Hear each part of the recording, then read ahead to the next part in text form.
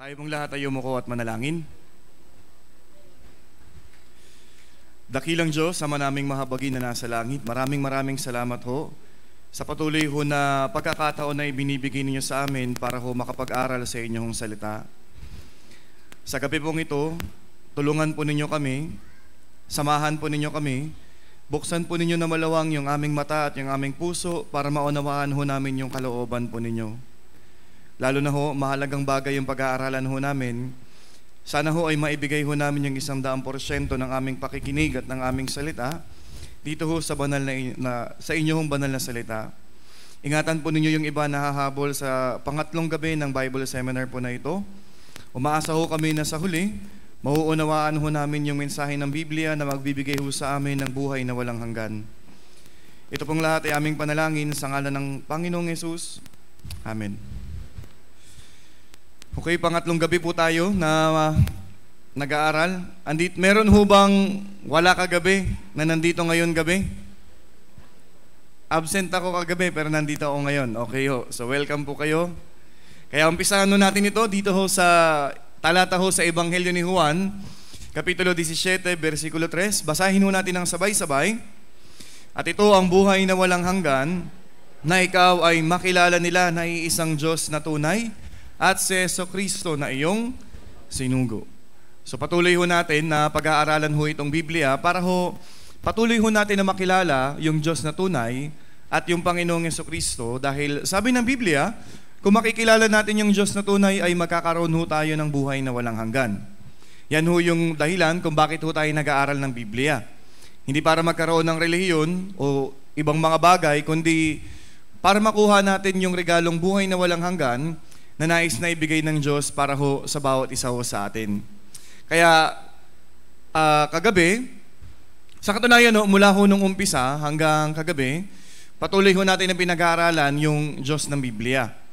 Yung Diyos na dapat na makilala natin ay hindi yung ideal God na pinaniniwalaan ng karamihan sa atin. Yung Diyos na dapat na makilala natin, yung Diyos ho na sinasabi dito ho sa Biblia. Kaya yung tunay na Diyos na nakasaad sa Biblia, ang kanyang katangian, siya ay Diyos na pag-ibig. Kaya nga ho, nagbibigay ho ng biyaya yung Diyos. Halimbawa, sa panahon ho natin ngayon, nagbibigay ho siya ng pagkakataon. Kaya ho, nandito ho tayo ngayon. Okay, kahit na masama yung panahon, patuloy ho natin na dinadaos itong Bible Seminar dahil yung Diyos, pinapairal niyo ho yung kanyang pag-ibig para ho magkaroon ng tsansa yung bawat isa para magsuri ng pananampalataya at sa huli, makuha yung buhay na walang hanggan. Pero sa kabilang banda, yung Diyos, siya rin ho ay hustisya. Siya rin ho ay hukom. Ibig sabihin, kung mayroong mga paglabag, yung Diyos ay magpapataw ng mga parusa. Doon ho sa kasaysayan na pinag-aralan ho natin kagabi, doon ho sa halaman na ng Eden, pinairal ng Diyos yung kanyang pag-ibig at hustisya. Ipinagkaloob niya yung lahat kay Adan at saka kay Eva. Pero dahil sa kanilang pagsuway, sa pagkain sa prutas na ipinagbabawal ng Diyos, so pinairal ng Diyos yung kanyang hustisya, sinumpa ho ng Diyos yung mundo, okay? Ibinaon ng Diyos yung halaman na ng Eden sa pinakamalalim na bahagi ng lupa, at syempre, lahat ho ng mga tao namatay yung kanilang kaluluwa. Lahat ho tayo ipinanganak dito sa mundo, physically buhay, pero spiritually patay. Pinatunayan ho natin yan kagabi sa simpleng halimbawa na kahit walang nagtuturo sa atin gumawa ng masama o gumawa ng mali, pero automatically, marunong tayo. Marunong tayong magsinungaling, marunong tayong magalit, marunong tayong magmura, dahil ipinanganak ho tayong espiritu ay patay. Ulitin ko, espiritong patay, ibig sabihin ay ipinanganak ho tayong hiwalay sa Diyos. Okay? And then, yung arko ni Noe at yung baha, pinairal ng Diyos yung kanyang pag-ibig at katwiran. Ang pag-ibig ng Diyos, okay, pinagawa niya si Noe ng arko para kung sino man yung makakapasok sa loob ng arko, pwede ho silang maligtas. Dahil sa kasalanan, pinapairal ng Diyos yung kanyang katwiran, kaya sabi niya, lilipulin ko yung lahat ng tao. Sa kasamaang palad, sa luwag at laki ng arkong ginawa, 80 tao lang yung pumasok. Karamihan sa kanila, hindi sumampalataya, nagsawalang bahala. Kaya ano nangyari sa kanila? Nagkandamatay po sila. Naranasan ho nila yung pagiging hukom ng Diyos. Ganun din sa Tore ng Babel, okay? Binigyan sila ng pagkakataon ng Diyos na kumalat, makapamuhay ng maayos, pero sumuway ho sila. Kaya anong nangyari? Magulo ho yung lingwahe ho natin ngayon. Marami ho tayong wika. And then, bago tayo nagtapos, ito ho, pinag-aralan ho natin yung kasaysayan ng bansang Israel. Ito hong bansang Israel, napakalaking katunayan na mayroong Diyos. Buhay yung Diyos. Higit sa lahat, sa pamamagitan ho ng kasaysayan ho nila, magtuturo talaga sa mga tao kung sino yung tunay na Diyos. Isipin ho ninyo, sila ho yung piniling bayan ng Diyos. Okay? Ipinagkaloob sa kanila ng Diyos yung tipan. Simple lang. Kung susunod ka, pagpapalain kita. Kung susuway ka, susumpain kita. Kaya napakadali lang ho ng pwede nang gagawin ho nila. Ang problema, sa kasaysayan ho nila, mas pinili ho nila yung pagsuway. Sumamba ho sila sa mga Diyos-Diyosan, sa mga Diyos na gawa sa kahoy, sa bato, sa pilak, sa ginto. Sabi ng Diyos, ako lang ang sasambahin ninyo. Ako lang ang paglilingkuran ninyo. Ako lang ang susundin. Kasi kung hindi, kahit saan kayo pumunta, hahabulin kayo ng kamatayan. Papatayin ko kayo, sabi ng Diyos. Kaya kung nakinig tayo kagabi, naniniwala ho ako, doon sa mga nakinig ng husto, naniniwala ho ako, dahan-dahan hong nagbabago yung pananaw natin, sino ba talaga yung Diyos? Okay? Sa iba, na nakinig kagabi, palagay ko ho, okay? Nagkaroon kayo ng tinatawag na pagbabago ho ng isip. Okay? Yung iba, naisip nila, ganun pala yung Diyos. Kung ganun ay nakakatakot pala talaga yung Diyos. Opo. Umaasa ho ako na habang nakikinig ho tayo, okay? Nabubuksan ho yung isipan natin. Mga kababayan, wag niyo hong ingatan kung ano yung bagay na nalalaman ninyo. Kasi kung yung bagay na nalalaman natin ay paiiralin natin, hindi natin maiintindihan yung Biblia. Okay? Wag niyo hong ikumpara. Ay, hindi yan, ganito yung sa amin, ganito yung ganyan. Hindi ho. Pag ganyan ho ang gagawin ho natin, hindi ho natin matututunan yung Biblia. Pero para sa iba, totoo ho, naniniwala ako, dahan-dahan nung nabubuo yung takot ninyo sa Diyos. Kaya sabi dito, Kawikaan 1:7, basahin natin, ang takot sa Panginoon ang pasimula ng kaalaman. Ang karunungan at turo ay hinahamak ng hangal. Dito ho, yung mga nakinig, naniniwala ho ako, nag-uumpisa ho matakot sa Diyos.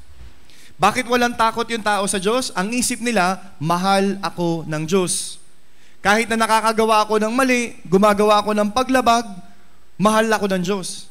Kung hihingi ako ng tawad, baka patawarin ako ng Diyos.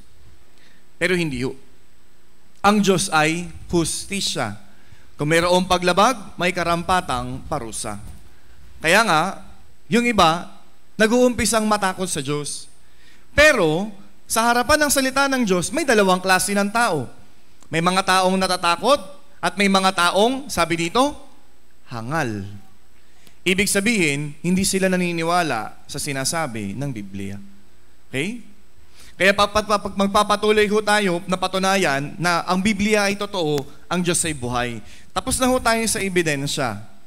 Ngayong gabi, yung kulang-kulang 2 oras, magfo-focus ho tayo sa propesiya.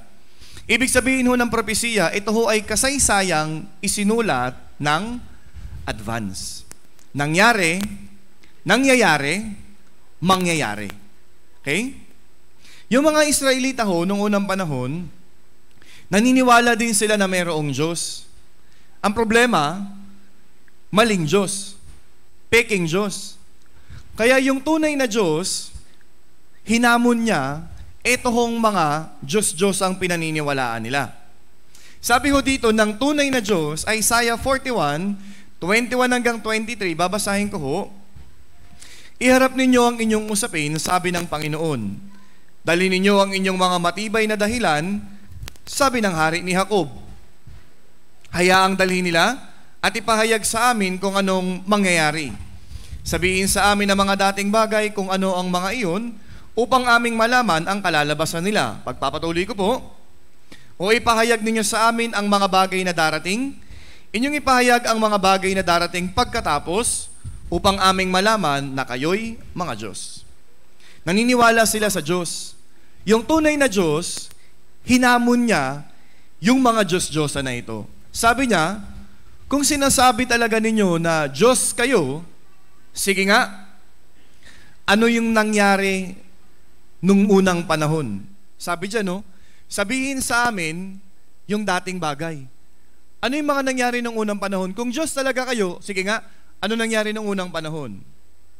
Kung Diyos talaga kayo, ipahayag ninyo sa amin yung mga bagay na darating. Ibig sabihin, sa hinaharap. At ano yung mga bagay na darating pagkatapos? Kasi yung tunay na Diyos, kaya niyang ikwento mula umpisa hanggang sa katapusan. Tapos na ho tayo sa mga dating bagay. Ang pag-aaralan ho natin ngayong gabi, ito hong mga bagay na darating pagkatapos. Okay? Future events po tayo ngayon. Kaya, palagay ko, hindi ho kayo aantukin. Palagay ko makikinig kayo maigi. Bakit ho? Lahat ng mga bagay na naririnig natin sa balita, okay, napapanood ninyo sa balita, sa social media, sa YouTube, lahat ng mga bagay ho na yun ay nakasulat sa Biblia. Kaya pag-aaralan ho natin yan lahat. Dito ho, may talata na binanggit yung Diyos, nakakatakot na talata. Babasahin ko po ito. Inyong alalahanin ang mga dating bagay ng una, sapagkat ako'y Diyos at walang iba. Ako'y Diyos at walang gaya ko, na nagpapahayag ng wakas mula sa pasimula. At mula ng mga unang panahon ng mga bagay na hindi pa nangyayari, na nagsasabi, ang layunin ko ay maitatatag at gagawin ko ang lahat ng aking kaligayahan. Nakakatakot po itong talata po na ito. Mabigat po yung talata po na ito. Bakit? Pinakilala ho dito ng Diyos, sino talaga siya? Sabi niya, ako'y Diyos, walang iba. Walang ibang Diyos. Kasi yung tunay na Diyos, sabi niya, nagpapahayag ako ng wakas mula sa pasimula. Kasi yung tunay na Diyos, alam niya na ho yung mangyayari. Nag-uumpisa pa lang, alam niya na kung ano yung mangyayari hanggang sa dulo. Kaya sabi niya rito, ang layunin ko ay maitatatag. Ibig sabihin no, may plano yung Diyos. Okay? Gagawin ko ang lahat ng aking kaligayahan. Kailangan ho, maintindihan ho natin ito. Ano yung layunin ng Diyos?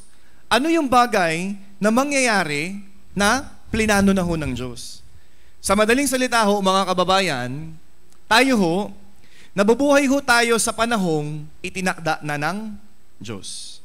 Okay? Pero mapalad ho tayo.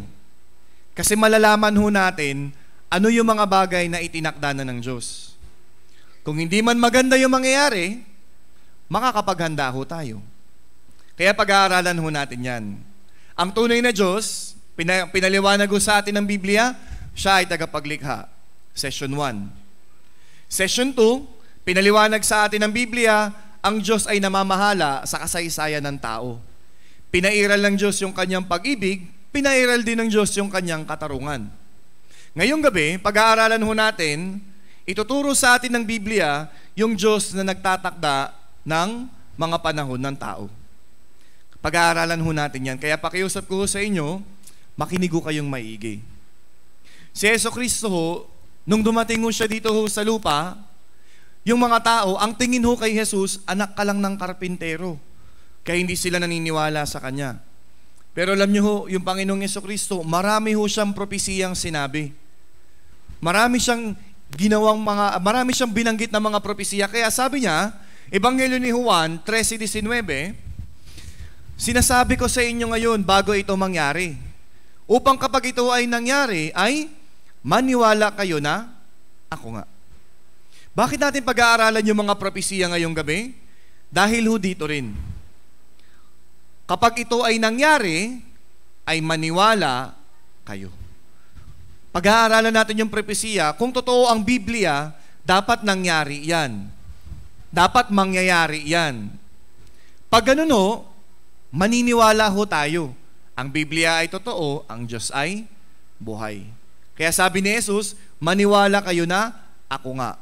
Ibig sabihin niya, maniwala kayo na hindi lang ako anak ng karpintero. Ako ang Diyos. Okay? Kaya, Ito lang ho yung pag-aaralan natin. Pagbangon ng bansang Israel, yung mga tanda ng katapusan ng panahon. Yan lang ho yung pag-aaralan ho natin. Kaya sana, makinig po kayong maigi mga kababayan. Okay? So, umpisaan ho natin dito sa pagbangon ho ng bansang Israel. Kagabi natapos ho tayo, wala ho natira sa kanila. Kahit saan sila pumunta, hinahabol ho sila ng kamatayan. Wala ho nakatirang mga Hudyo doon ho sa Israel. Kinalat ho sila ng Diyos. Okay? Pero bakit ganun? Sa panahon natin ngayon, may bansang Israel. Bakit ganun? Sa panahon natin ngayon, laman sila ng balita. Kung nakikinig man kayo ng balita o nagbabasa man kayo ng balita. Dahil yung kanilang pagbalik, yung kanilang pagbangon, nakapropesiya sa Biblia. Okay? Binanggit ko ho kagabi, kung malalaman natin ang aral, kwento tungkol sa bansang Israel, malalaman natin anong oras na sa orasan ng Diyos. Okay? Kaya makinig ho tayo. Deuteronomio chapter 4:30, babasahin ko ho. Sa iyong kapigatian, kapag lahat ng mga bagay na ito ay dumating sa iyo, sa mga huling araw, ay magbabalik loob ka sa Panginoon mong Diyos at iyong papakinggan ang kanyang tinig. Ang propesya ng Diyos sa kanila, sa huling araw, ibabangon ko kayo. Okay? So, kaya nga, sinabi ko sa inyo, yung bansang Israel ay talaorasan ng Diyos. Malalaman natin kung ano ang plano ng Diyos sa pamamagitan ng kasaysayan ho nila. Okay? Sabi diyan, sa mga huling araw, ibabangon ko kayo. Ibig sabihin ho, kung makikita ho natin yung pagbangon ng bansang Israel, isa lang ang itinuturo nun sa atin. Tayo ay nabubuhay sa huling araw. Okay? Kaya, walang nakatira mga Hudyo sa Israel, ikinalat silang lahat, pinatay sila lahat, kahit saan sila pumunta, hinahabol sila ng kamatayan, kaya naubos ho sila. Wala ho natira doon sa bansa ho nila. Pero, isang araw, yung pong Diyos, meron ho siyang ipinakita kay Propeta Ezekiel. Pinakita ho ng Diyos, ito ho malawak na lugar na puro kalansay. Sabi ng Diyos sa propeta, sa palagay mo ba, yung mga kalansay na yan, babalik yan sa mga sarili nilang pwesto, tutubuan ng ugat, tutubuan ng laman, tapos mabubuhay uli? Kung kayo ho, may nakita kayo dyan, halimbawa na lang manok, pero buto na lang, tapos hiwa-hiwalay. Sa palagay niyo, babalik kaya yun? Magkakabit-kabit kaya uli yun?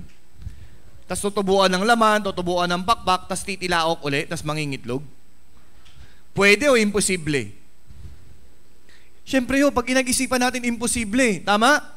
Kaya sabi ng propeta, kayo ho ang nakakaalam. Sabi niya sa Panginoon, Panginoon, kayo ang nakakaalam. Anong sabi ng Panginoon? Ezekiel 37:11, na magkagayoy sinabi niya sa akin, anak ng tao, ang mga butong ito ay ang buong sambahayan ni Israel. Narito, kanilang sinasabi, ang ating mga buto ay natuyo at ang ating pag-asa ay nawala, tayo'y lubos na nahiwalay. Yung buto daw na nakita ng propeta, sabi ng Diyos, yan ang bansang Israel. Okay? Ano daw yung mangyayari sa kanila? Gaya daw sila ng mga buto na natuyo. Imposible sa kanila na bumangon, na makabalik. Pero, verse 14, at aking ilalagay ang aking espiritu sa inyo, kayo'y mabubuhay. At aking ilalagay kayo sa inyong sariling lupain. At inyong malalaman na akong Panginoon ang nagsalita at nagsagawa, sabi ng Panginoon. Yang mga buto daw na yan, magkakabit-kabit.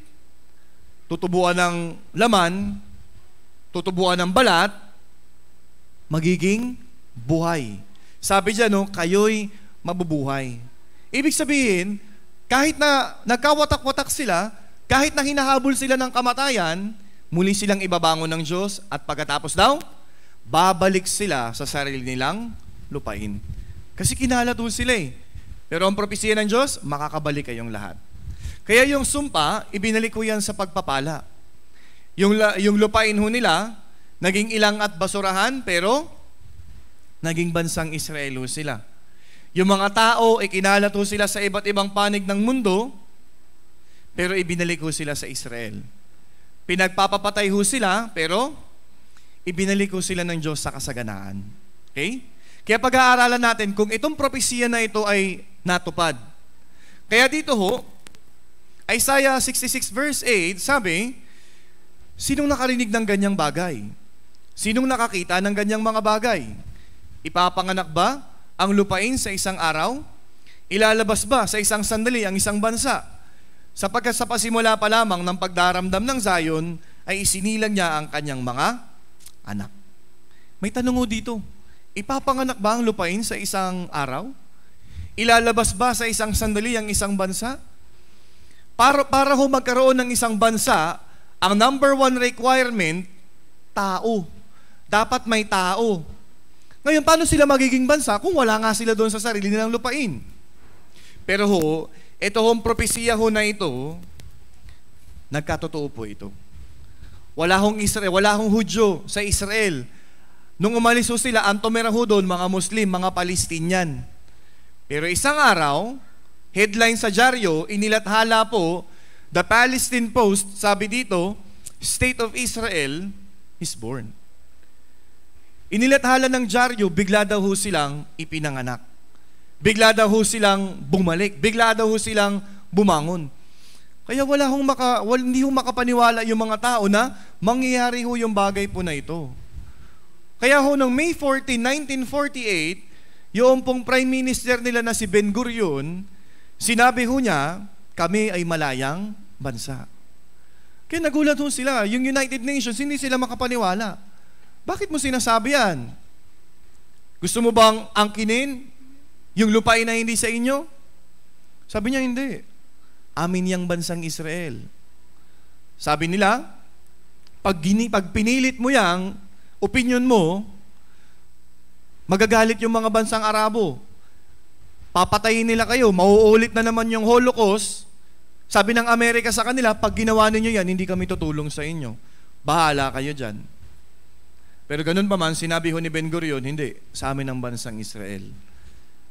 Kaya ho, naging malayang bansa ho sila. Yung pong propesiya sa Isaiah 66 verse 8, nangyari ho yun, naisa katuparan ho yun, May 14, 1948. Ito ho yung nangyari. Okay? Meron hong meeting. Okay? Yung mga iba't ibang mga pinuno, nandun ho sila. Pero diniklaro ni Ben Gurion, kami ang may-ari ng bansang Israel. May titulo kami. Sinabi nila, anong pruweba? Sabi ni Ben Gurion, ang Biblia. Okay? Kaya nung sinabi niya na ang titulo ay Biblia, hindi na ho sila nanlaban. Okay? Naniwala ho sila. Kaya ho, yung propesya ay naisa katuparan. Maging yung pagbalik ho nila mula sa iba't ibang bansa, nakapropesya din ho sa Biblia. Sabi dito, Isaiah 43, 5-6, aking dadali ng iyong lahi mula sa silangan. Titipunin kita mula sa kanluran. Aking sasabihin sa hilaga, hayaan mo, at sa timog huwag mong pigilin. Dalhin mo rito ang aking mga anak na lalaki na sa malayo nagmula, at ang aking mga anak na babae na mula sa dulo ng lupa. Makikita niyo ho dito yung 4 na sulok ng mundo. Ibig sabihin yan, kahit saan sila pumunta, makakabalik sila. Yan ang propesiya. Maging yung paraan paano sila babalik, nakasulat din ho sa Biblia. Isaiah 60 verse 8, sino ang mga ito na lumilipad na parang ulap at parang mga kalapati sa kanilang mga bintana? Hindi ito maintindihan ng mga tao nung isinulat ito ng propeta. Pero sa panahon natin ngayon, madali po itong maintindihan. Lumilipad na parang ulap. Ang kulay ng ulap ay puti. Ano ba ang lumilipad sa ulap? Ano ba lumilipad sa kalangitan na kulay puti? Yeso. Nung naimbento ko ng Wright Brothers yung eroplano noong 1903, madali na ho naintindihan yung propesiya. Maaring ipinakita ng Diyos kay Propeta Isaías yung eroplano. Ang problema, hindi pa naiimbento yung eroplano sa panahon niya. Ang alam niya lang, na kulay puti, ulap. Kaya, ano nangyari? Yung mga Israelita mula sa silangan at kanluran, bumalik ho sila. Ano yung nasa likuran nila? Eroplano. Yan ho yung nakalagay sa propesiya. Kung ano nakasulat sa propesiya, nangyari. Para daw silang mga kalapate sa kanilang mga bintana. Ito ho yun, yung mga tao. Okay? Na sumisilip doon sa mga bintana ho nila. Okay? Kaya sa silangan, kanluran, nung nalaman nilang, pwede na tayong umuwi. Malaya na tayo. Umuwi ho sila. Pero dito ho, sa hilaga, hayaan mo. Sa timog, huwag mong pigilin. Ibig sabihin may problema. Ano ngayon ang problema dito? Sa hilaga ho ng Israel, andun ho yung Russia. Yung mga Hudyo na nakapunta ho sa Russia, gusto nilang umuwi, ang problema, sinisingil ho sila ng tax. Gusto nyo talagang umuwi, magbayad kayo ng tax. Sa mga panahon po na ito, yung pong ekonomiya ng Russia, mahirap. Wala silang pagkain, wala silang pera. Ang problema ho, napakataas ng tax na babayaran ng mga Hudyo, hindi nila mabayaran. Ngayon ho, nalaman ho ng Amerika yung nangyayari. Sinabi ho ng Amerika sa Russia, bibigyan namin kayo ng pera, bibigyan namin kayo ng pagkain. Pero yung mga Hudyo na yan, hayaan niyo silang umuwi. Kaya yung mga Hudyo ho na yan, nakauwi ho sila. Okay? And then, doon naman ho sa may timog ng Israel, andun ho yung Ethiopia. Yung Ethiopia ho, mahirap ho doon, magulo ho doon. Marami ho doon mga rebelde. Yung mga Hudyo ho, nandun ho sila. Nagkakandamatay ho yung mga Hudyo doon. Dahil ho, may mga rebelde, nakikipagdigma ho sila, yung mga Hudyo na mga bata na 10 taong gulang, sapilitan ho yun. Sapilitan ho yun na tinuturuan ho silang humawak ng baril, parang pinapasok ho sila doon sa military. Tapos, pinapadala ho sila, kayo yung makipagdigmaan, kayo yung makipagbarilan sa mga rebelde. Naisip po nila, hindi pwedeng ganito, mamamatay tayo, mauubos tayo. Kaya naisip po nila na iligtas yung kanilang sarili, kailangan ho nilang tumakas. Kaya ano ho yung nangyari ho dito, mula doon sa Ethiopia, yung iba ho, bumiyahe ho sila, papunta ho sila ng Sudan. Okay?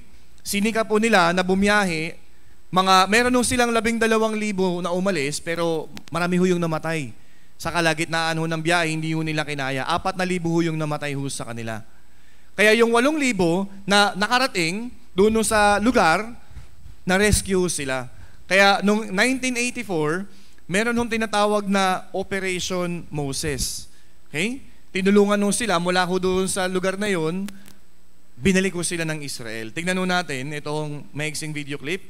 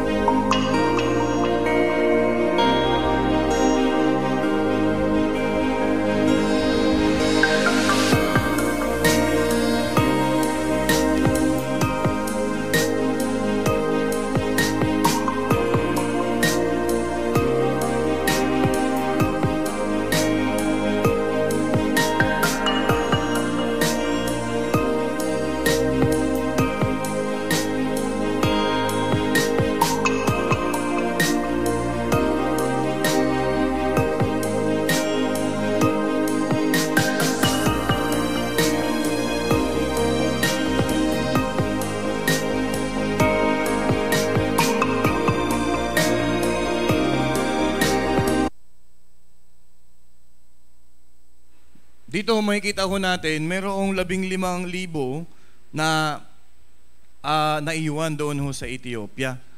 Sino yung 15,000 na yan? Sila ho yung mga matatanda, hindi nila kayang bumiyahe, mga senior citizen, mga sanggol, may mga sakit.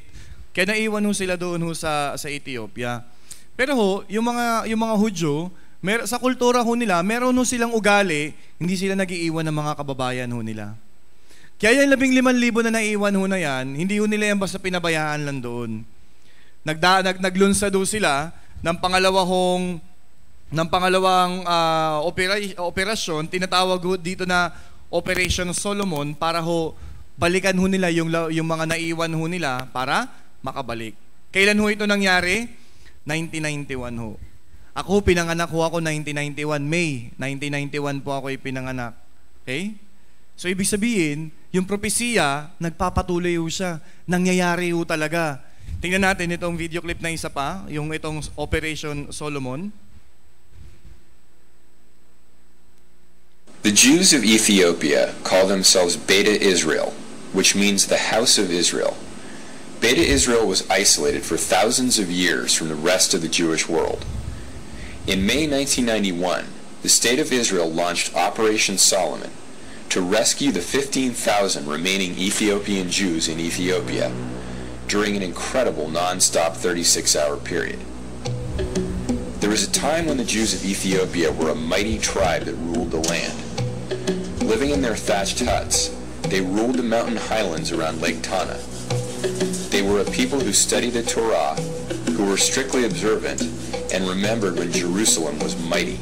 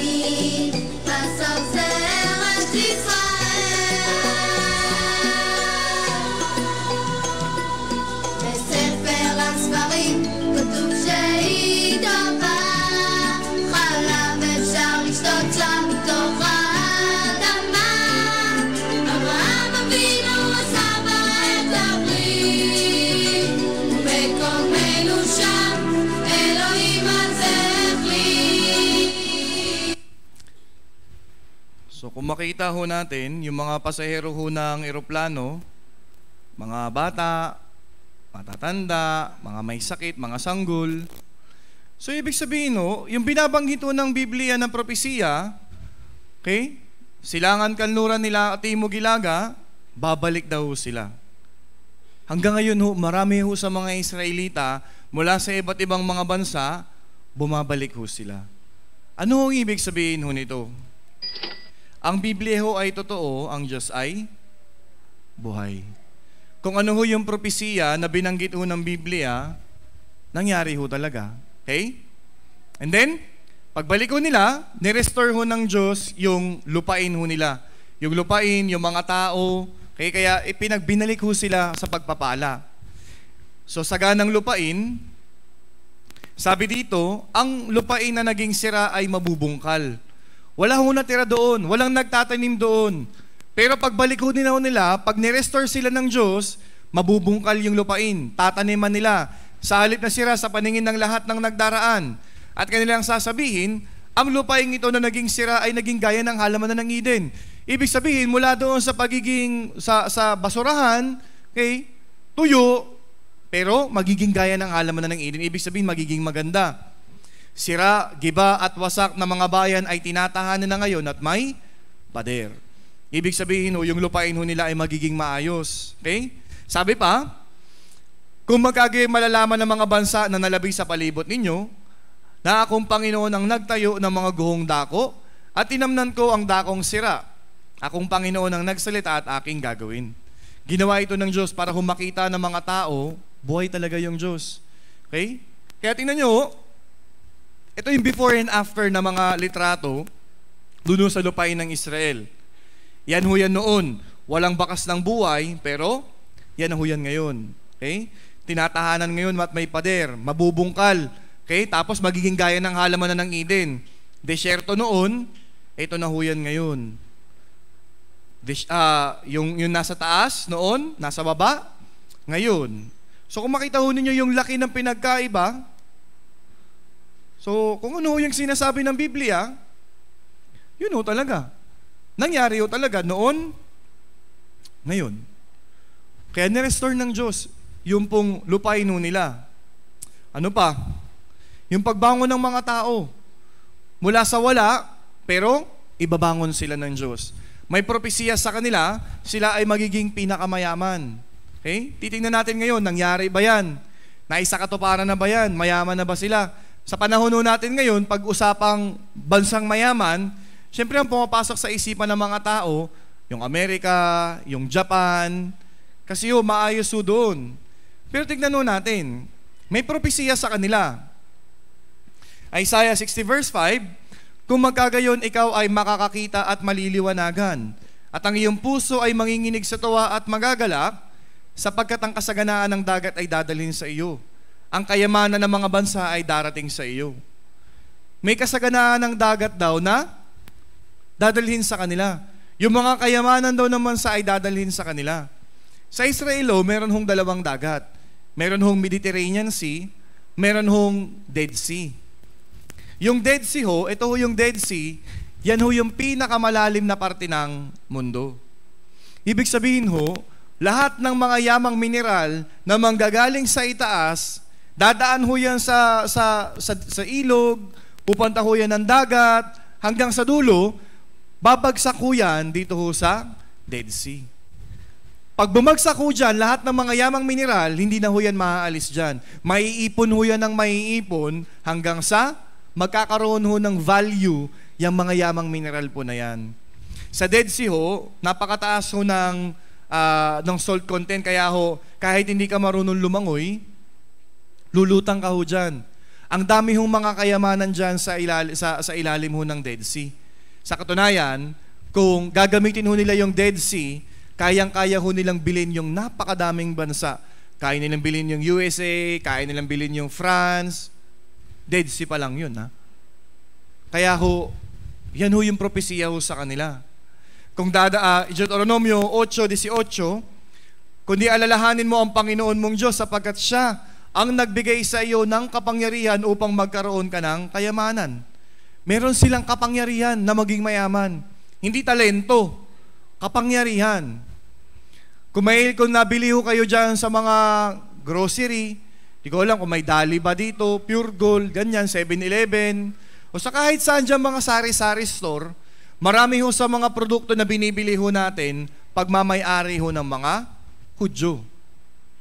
Gaya nito, kung mahilig ka sa soft drinks, yan mga kumpanya na pagmamay-ari ng mga Hudyo.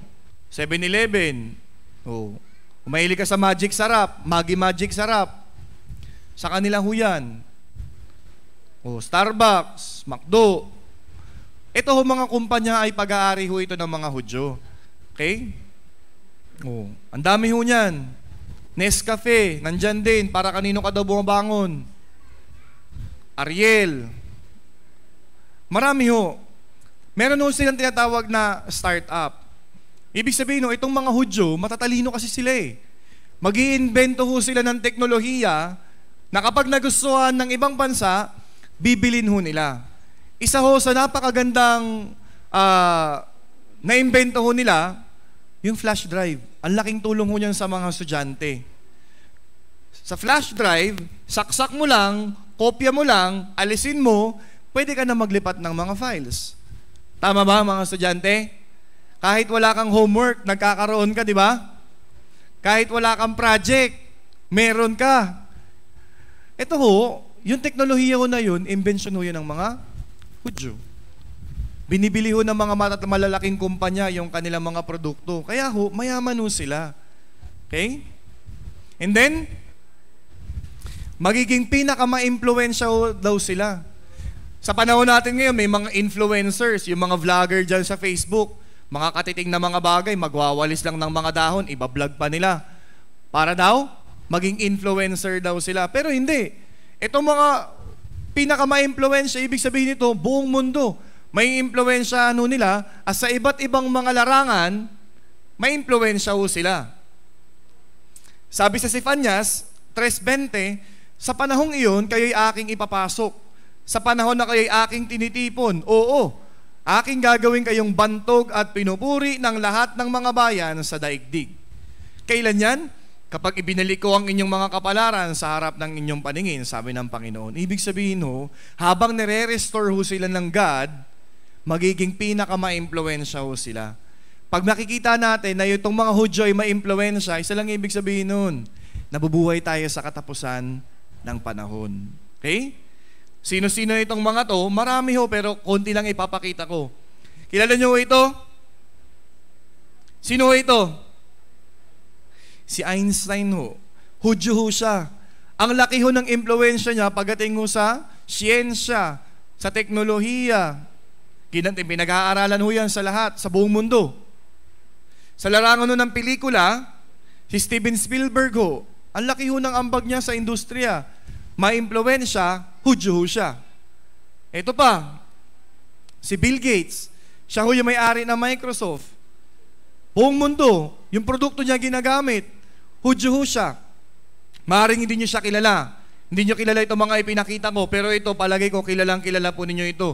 Maging kayo, na-impluwensyahan ng taong ito. Sino ho ito? Kilala niyo ba ito? Si Facebook? Di ba ho? Kayang-kaya niya kayong payukuin. Araw-araw, nakayuko kayo sa kanya. Siya ho si Mark Zuckerberg, hudyo ho siya. Grabing impluwensya. Yung mga matatanda dito, siguro na-experience nyo gumamit ng yung phone card. Para lang makapag long distance, kailangan ko ng phone card. Ilang minuto, magkano yun? Ang mahal. Pero nung lumabas yung Facebook, may free data, may messenger. Kahit nasa Switzerland yung kamag-anak mo, pwede kayong mag-usap. Tama, mali? So, hudyo siya. Okay? Itong dalawang ito, kilala nyo ho. Si Sergey Brin at saka si Larry Page. Sila ho ang may-ari ng Google. Malaking impluwensya sa mga estudyante, sa mga nanay, konting kibot. Pag may hindi ka alam, i-google mo lang. Hudyo sila. Buong mundo ho. Di ba? And, ito, si Steve Jobs, siya ho yung may-ari ng Apple Company. Patay na ho siya. Pero ano ang impluwensya niya? Meron ho ba dito gumagamit pa ng telepono na may keypad? Meron pa ba? O lahat kayo mga naka-touchscreen na? Kung meron man, kaunti na lang. At yung mga lumalabas na telepono ngayon, wala nang keypad. 2007, nung nilabas ho ng Apple, yung unang-unang iPhone, nagulat sila, bakit wala yung pindutan, walang keypad? Kasi, touchscreen na pala. Mula noon, lahat ng mga produkto ng teleponong lumabas, touchscreen na ho sila. Ito ho yung impluwensya niya. Hudyo ho siya. Marami pa ho. Ang dami pa hong mga tao. Mga tao na mga hudyo na impluwensyahan ho yung buong mundo. Sabi, pinupuri ho sila. And then, pinakamakapangyarihang bansa. Sa usapang pinakamakapangyarihan, syempre yun pa rin na maisip natin. Yung mga bansa na maugo ngayon, China, di ba? Amerika, yung Amerika, makapangyarihan sila kahit hindi nila digmaan, kahit hindi nila gera, nakikigera sila. Tama o mali? Pero ang pinakamakapangyarihang tao sa Amerika, kilala niyo ba kung sino? Sino ang pinakamakapangyarihang tao sa Amerika? Yung salita niya, sinusunod ng lahat. Yung kanilang presidente. Pero alam niyo ba kung sino ho ang namimili ng presidente ng Amerika? Mga Hudyo. Okay? Sabi ho dito, sa propesya dito, Deuteronomio 28:1, yung kulay dilaw, itataas ka ng Panginoon mong Diyos sa lahat ng mga bansa sa lupa. Ibig sabihin sila ay magiging pinakamakapangyarihan. Kaya sa Amerika, oo, presidente ang makapangyarihan, pero yung mga Hudyo, sila ho yung namimili sino ang magiging presidente ng Amerika. Meron hong tinatawag na AIPAC, American Israelites Public Affairs Committee. Ito ho, yung lugar po na ito, meron ho dyan mga Hudyo.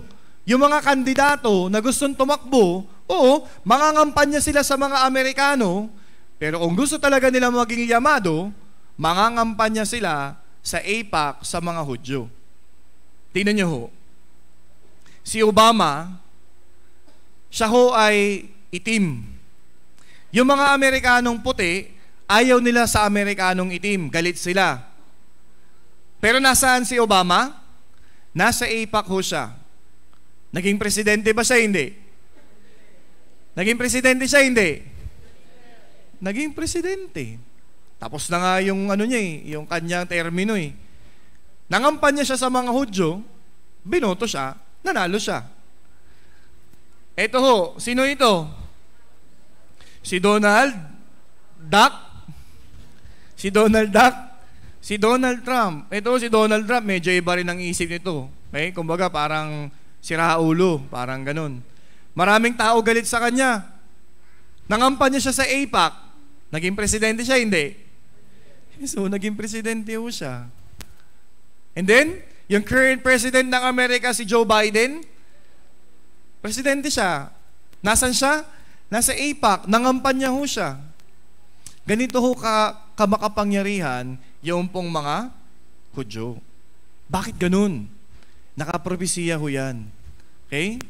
At marami pa ho, pero dahil kukulangin tayo sa oras, hindi ho natin maipapakita lahat. Okay?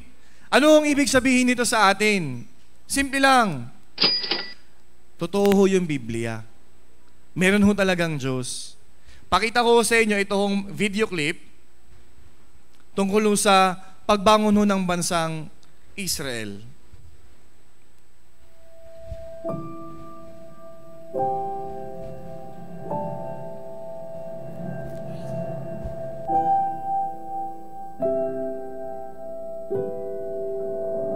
For the first time in 2,000 years, a Jew could be born in the land of Israel, live a full life, die in the land of Israel, free, never knowing the exile. This year we celebrate 1948. 1,948 years ago, the Roman Empire destroyed our lives. They burned and demolished our temple and exiled the Jews from Jerusalem, all while gloating their vicious imperial conquest and victory. The Jews rebelled and fought valiantly for their freedom. The rebellion was crushed, and the Jewish people found themselves homeless, helpless, and lost for centuries upon centuries.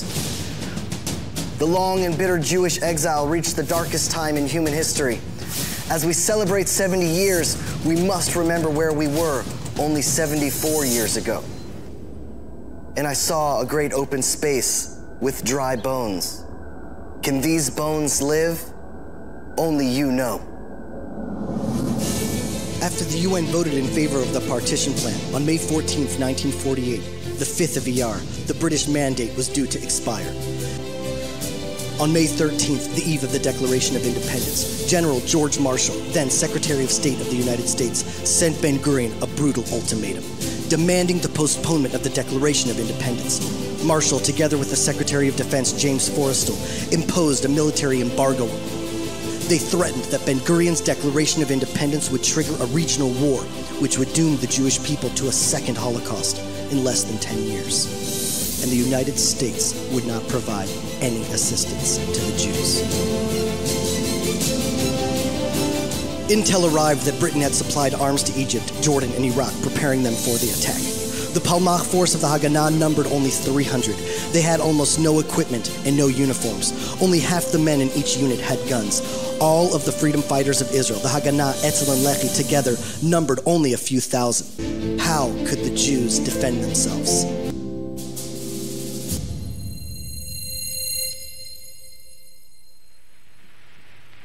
Under extraordinary pressure, a self-proclaimed secular Zionist, David Ben-Gurion, was overcome, possessed with a Ruach Gvura, a courageous spirit of biblical proportions. אנו מכריזים בזאת על הקמת מדינה יהודית בארץ ישראל. היא מדינת ישראל. ברוך אתה אדוני אלוהינו מלך העולם שהחיינו והתגדלנו והגענו לזמן הזה. And just like that, 2,000 years of exile came to an end. 1,948 years ago, Jerusalem was destroyed. We are celebrating the most legendary comeback story in human history. Can these bones live? Son of man, these bones are the whole house of Israel. They say our bones are dried up and our hope is gone. Thus says the Lord Hashem, I'm going to open your graves and lift you out of your graves, my people, and bring you to the land of Israel. From dry bones and ashes, total despair and desperation, Israel was resurrected from the dead and new life was breathed into the Jewish people. In 70 years, Israel went from having one asphalt road to building Ben Gurion International Airport, some of the best hospitals in the world, and built more roads and infrastructure per capita and faster than any other place on the planet. Israel has transformed a barren, desolate, non-productive land into one of the most powerful economies in the world. We're not praying that one day we hope to see your return to Zion. Let our eyes see that it's already happening right now. Hallelujah, hallelujah, hallelujah, hallelujah. Kol neshama tehaleya.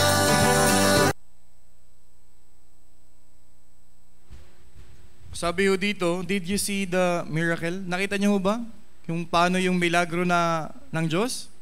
Kung paano niya ho binangon yung imposible? Yes, so bakit kaya nangyari yun? Siya yung Diyos. Ngayon, anong aral naman na dapat nating makuha dito? Napakahalagang aral ho. Sabi dito ng Panginoong Jesucristo, Mateo 24:32, kaya pag-aralan ninyo mula sa puno ng igos ang kanyang talinhaga. Sabi dito, kapag malambot na ang sanga nito at umuusbong na ang mga dahon, alam ninyong malapit na ang tag-araw. Meron nung talinhagang binanggit si Jesus. Ano ngayon ang ibig sabihin ng talinhaga po na ito? Igos, malambot na sanga, tag-araw. Anong ibig sabihin nun? Yung igos sa Biblia, tumutukoy ito sa bansang Israel. Ang ibig sabihin ng sanga at yung dahon na lumalabas, ibig sabihin, yan ay pagiging makapangyarihang bansa ho nila. Tanungin ko ho, yung Israel sa panahon natin ngayon, makapangyarihang bansa na ho ba sila o hindi pa? Makapangyarihang bansa na ho sila. 1948 po, nakabangon na ho sila mula doon sa pagkakasumpa ho sa kanila. Ngayon, ano ang ibig sabihin ng tag-araw? Ito ho yan. Yan ho ay ikalawang pagdating ni Jesus. Kaya nga ho, sinabi ko ho sa inyo, yung Israel, sila ho ay talaorasan ng Diyos. Okay? Kaya sabi ho dito sa Biblia, Mateo 24:33 hanggang 35, gayon din naman, kayo, kapag nakita ninyo ang lahat ng mga bagay na ito, alam ninyong siya'y malapit na, nasa mga pintuan na. Ano yung mga bagay na ito? Sinabi ni Jesus, kapag nakita ninyo na nangyayari na, yung mga tanda na ito, siya'y nasa mga pintuan na. Ibig sabihin, napakalapit na. Katotohanan ang sinasabi ko sa inyo, hindi lilipas ang lahing ito hanggang sa maganap ang lahat ng mga bagay na ito. Ang langit at ang lupa ay lilipas, ngunit ang aking mga salita ay hindi lilipas. Sabi ni Jesucristo, yung lahi na makakakita ng mga tanda na ito, sila ay yung makakakita ng muling pagbalik ni Jesucristo. Kaya pag-aaralan ho natin yan. Kaya pinag-aaralan natin yung bansang Israel. Bakit? Ang mga bagay na ito ay nangyari sa kanila bilang halimbawa at nasulat bilang pangaral sa atin. Kung paano yung kasunduan ng Diyos, pagpapala at sumpa, yung pagsunod nila, ano yung bunga, higit sa lahat yung pagsuway, anong nangyari, bakit sila pinagpapapatay. Yun ay halimbawa sa atin. Gaya ho ng binanggit ko kagabi, yung Holocaust na nangyari, yun ho ay larawan ng impyerno. Yung mga tao na tatalikod sa Diyos, magsasawalang bahala at hindi mananampalataya doon ho sa Panginoong Jesucristo, sa katunayan ng Biblia, sa Diyos na tunay, sila ay haharap doon po sa paghukom ng katakot-takot na Diyos. Hindi ho tayo basta papatayin ng Diyos, hindi ho. Mamamatay tayo at sa huli, dadalhin tayo ng Diyos sa walang hanggang impyerno. Kaya sabi niya dito, nasulat bilang pangaral sa atin na dinatnan ng katapusan ng panahon. Tayo ho yun. Tayo ho yung pong generation na nakakakita ng mga tanda ng katapusan ng panahon. At sa atin ho, sabi ng Biblia, nangyari yun sa bansang Israel, pangaral yun sa atin ng mga tao na dinatnan ng katapusan ng panahon. Kaya ho mga kababayan, nabubuhay ho tayo ngayon sa katapusan ng panahon. Babalik ho si Jesus. Magugunaw yung mundo. Kaya bago tayo maghiwalay, pag-aralan natin ito. Ano ba yung mga tanda ng katapusan ng panahon? Naniniwala tayo, magugunaw ang mundo. Walang tao nakakaalam kung kailan, wala rin sa Biblia yung araw, yung petsa. Pero may mga tandang binanggit si Jesus. Okay? Sabi ni Jesus sa mga alagad, mamamatay ako. Pagkatapos ng 3 araw, mabubuhay ako. Aakyat ako sa langit, pero babalik ako. Kaya sabi ng mga alagad, Mateo 24:3, samantalang siya'y nakaupo sa bundok ng mga olibo, lumapit sa kanya ng sarili na ng mga alagad na nagsasabi, sabihin mo sa amin, kailan mangyayari ang mga bagay na ito at ano ang tanda ng iyong pagdating at ng katapusan ng panahon. Buhay pa yung Panginoong Jesucristo, sinabi niya na, matatapos yung panahon, magugunaw yung mundo, pero may mga tanda akong ibibigay sa inyo. Okay? Isa-isahin ho natin yung tanda. Okay? Makikita nyo ho yan sa paligid. Maging sa sarili ninyo, makikita nyo ho ito. Okay? Number 1, pagbangon ng Israel mula sa sumpa. Tapos na ho ba ito? Hindi pa. 1948, matagal na ho, nakabangon na ho sila. So yung unang tanda, check na ho kaagad yan. Alam nyo ho, nung nakabangon ho yung bansang Israel sa sumpa, sunod-sunod na ho yung nangyayari na mga tanda. Pangalawa, dadami ang mga bulaang Kristo.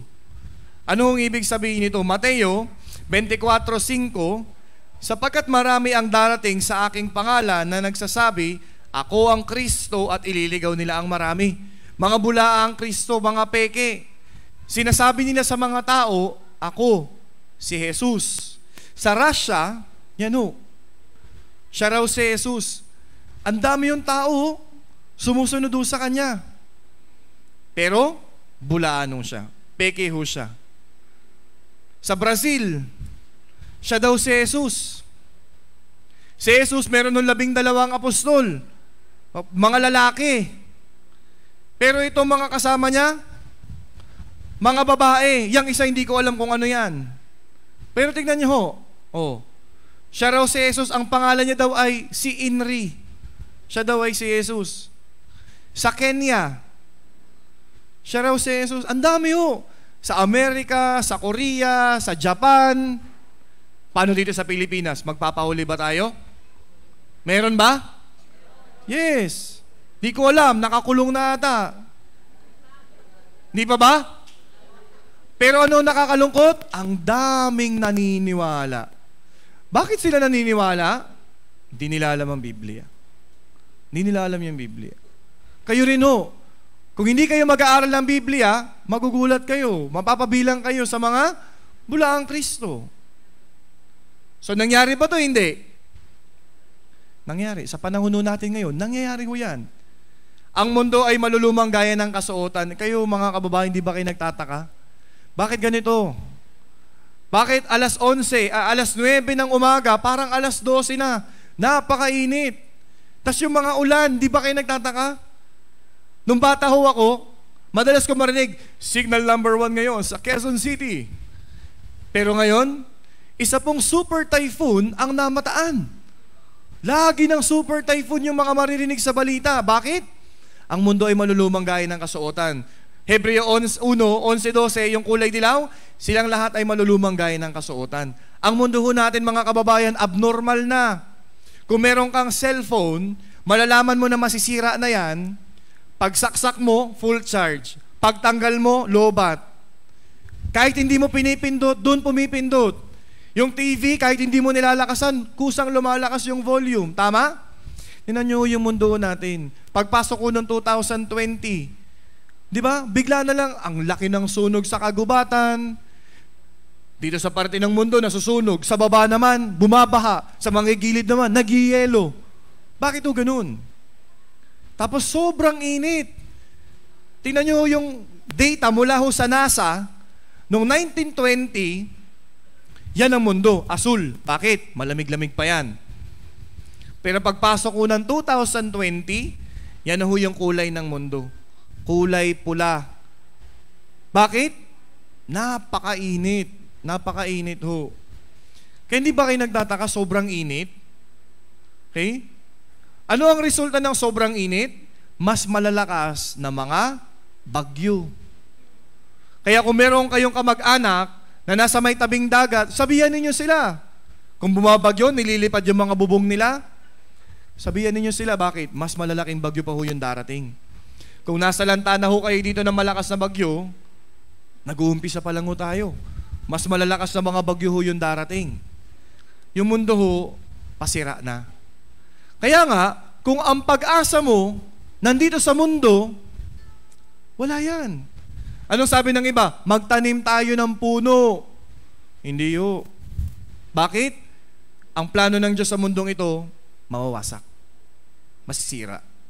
Wala hong magagawa yung tao sa plano ng Diyos. Anong ginagawa ng mga astronaut, mga scientifico? Hanapin nyo yung susunod na Earth, lipat tayo doon tayo mabuhay. Pinaliwanag ko na sa inyo, session 1 pa lang, walang ibang planetang ginawa yung Diyos kung saan pwede tayong mabuhay. Wala. Ito lang. Okay? Ano pa? Digmaan, tagutom, lindol. Okay? Nakasulat to yan sa Biblia. Mateo 24:7, maglalaban ng bansa sa bansa, kaharian laban sa kaharian. Magkakaroon ng tagutom at mga lindol sa iba't ibang dako. Huwag na ho tayong lumabas dito sa Pilipinas, di ba? Nung bata pa lang ako, ano na yan? Mindanao, wala na yan. Ngayon ba nahinto na? Hindi ho. Kung makikinig ho kayo ng balita, yan ang laman ng balita. O tayo ho, di ba? Binubuli na tayo ng China. Yung pagmamayari ng Pilipinas, kanila na. So ito na yung nangyayari. And then, mga lindol. Dati, wala namang mga message, di ba? Pero ngayon, sunod-sunod. Yung rainfall warning, yung lindol. Alam niyo ba kung paano sinalubong ng Japan yung 2024? Sinalanta ho sila ng malakas na lindol. Noong January 1, 2024, nilindolo sila, dami yung namatay sa kanila. Ano pa? Hindi lang tayo nagmamalay, pero ito na ho yung nangyayari.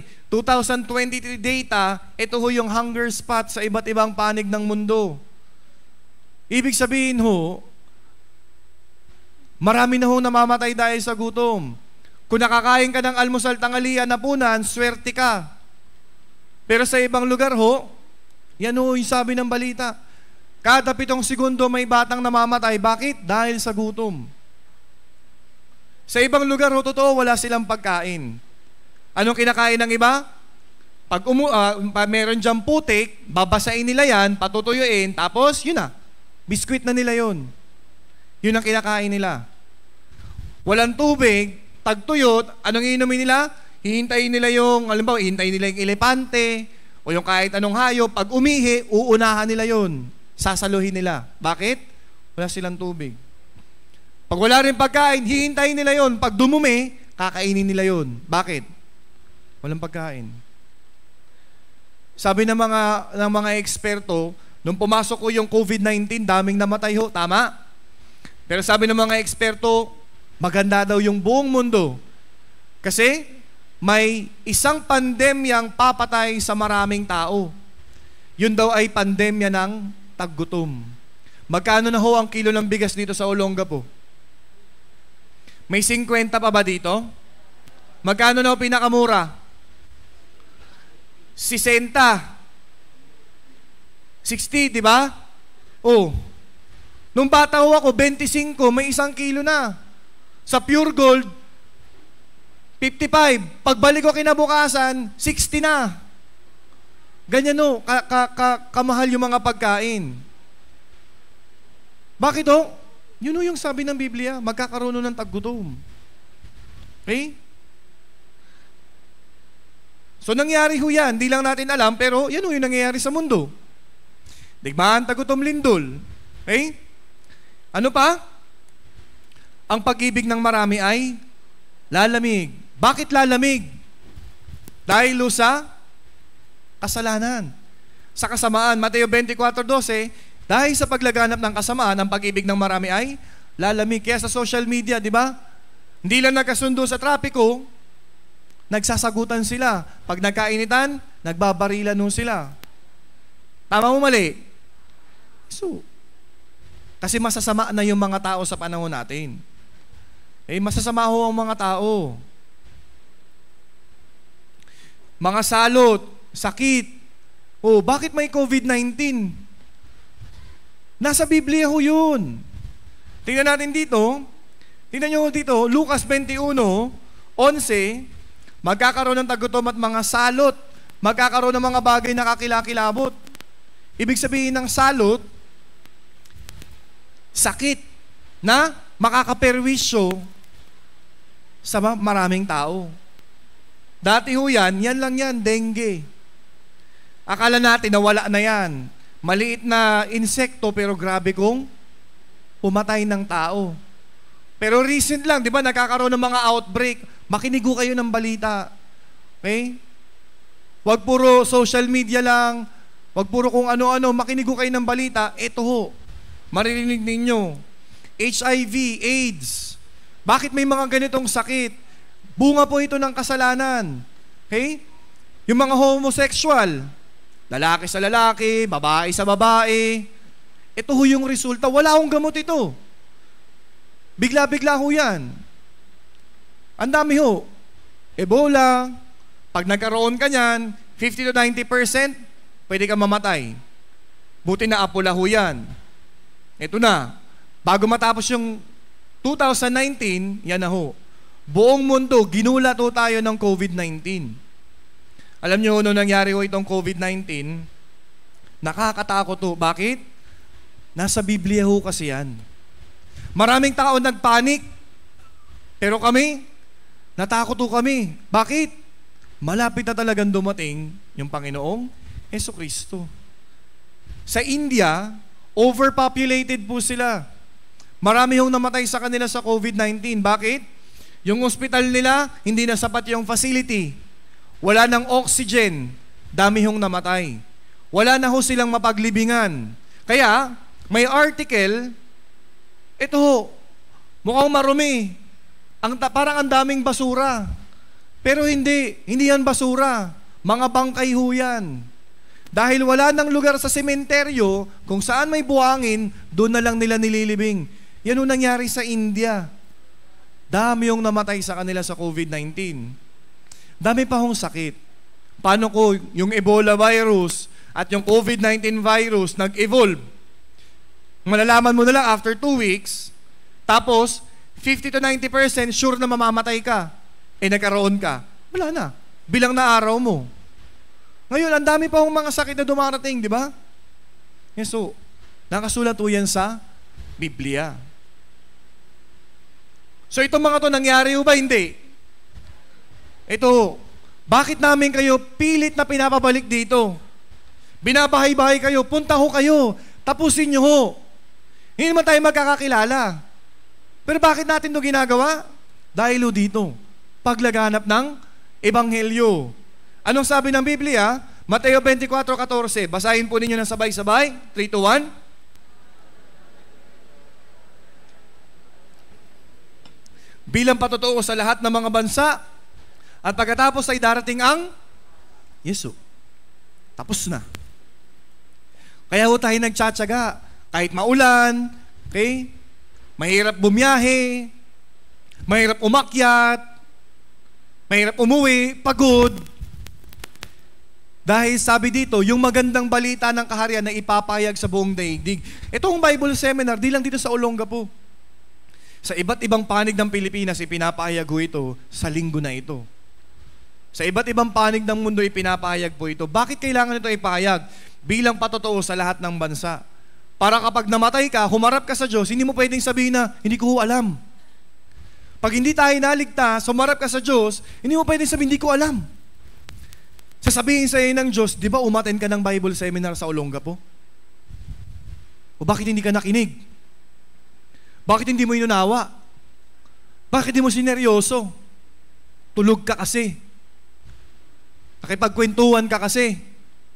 Yes. Darating ang wakas. Mamaya ipapaliwanag ko ano itong wakas na ito. Okay? Kaya mga kababayan, lahat ng mga tanda ng pagdating ni Kristo, nangyari ho ba? Hindi. sa panahon ho natin ngayon, ito na ho yan. Nabubuhay ho tayo sa panahon na itinakda ng Diyos. Ibig sabihin po, totoo ho yung Biblia. Meron ho talagang Diyos. At yung Diyos, babalik ho siya. Ngayon, para maintindihan nyo ho, yung timeline ng Diyos, ipapaliwanag ko sa inyo. Makinig ho kayo maigi. Okay? 2,000 years ago, dumating yung Panginoong Jesucristo, pinapatay ho siya ng mga Hudyo. Kaya, ano nangyari? Isinumpa yung Israel. Dumating si Jesus para ho tulungan silang maligtas, para magsisi. Ang problema, ayaw nila, pinapatay nila yung Diyos. Isinumpa sila, kaya yung pagkakataon ho para maligtas, napunta ho sa atin ng mga hentil. Ibig sabihin ho, meron lang hong certain years or period para maligtas tayo. Kaya ito ho, tinatawag ho itong panahon ng biyaya. Pero sa panahon ng biyaya, lalabas yung mga tanda ng katapusan ng panahon. Ito na ho yun, nabubuhay na ho tayo sa katapusan ng panahon. Pangalawang timeline, tinatawag ho yan rapture. Ano ho yung ibig sabihin ng rapture? Ang ibig sabihin ho ng rapture, sabi ni Jesucristo, ito yung mga tanda ng aking pagdating. Darating ako. Anong ibig sabihin ng rapture? Yan ho yung pangalawang pagdating ng Panginoong Jesucristo. At yung mga tao na nagtataglay ng buhay na walang hanggan, yung mga tao na mayroong tunay na kaligtasan, yung mga taong naipanganak muli, kukunin ho sila ni Jesus sa impapawid. Naintindihan niyo ho? Papaliwanag ko sa inyo ito hong rapture. Unang Tesalonica 4, 16 hanggang 17, sapagkat ang Panginoon mismo ang bababa mula sa langit na may sigaw, may tinig ng arkanghel at may trompeta ng Diyos, at ang mga namatay kay Kristo ay babangon muna, pagkatapos tayong nabubuhay na natitira ay aagawing kasama nila sa mga ulap, upang salubungin ang Panginoon sa papawirin, at sa gayon ay makakapiling natin ang Panginoon magpakailanman. Aagawin. Ibig sabihin ho niyan, walang sabi-sabi, isang iglap, wala na. Kaya sabi dito sa Mateo, okay? May dalawang taong pupunta sa bukid. Ang isa'y kukunin, ang isa'y iiwan. May dalawang babaeng magtatrabaho sa isang gilingan. Ang isa'y kukunin, ang isa'y iiwan. Bakit ganun? Bakit may kukunin? Bakit may maiiwan? Sino yung kinuha? Yung mga ligtas. Yung mga na-born again. Sino yung mga naiwan? Yung mga nagsawalang bahala. Yung mga hindi nakinig. Yung mga next time na lang. Yung mga busy kasi ako. Yung mga nandito pero hindi nakinig. At pag nangyari po itong rapture, buong mundo ho, may experience ho nila yan.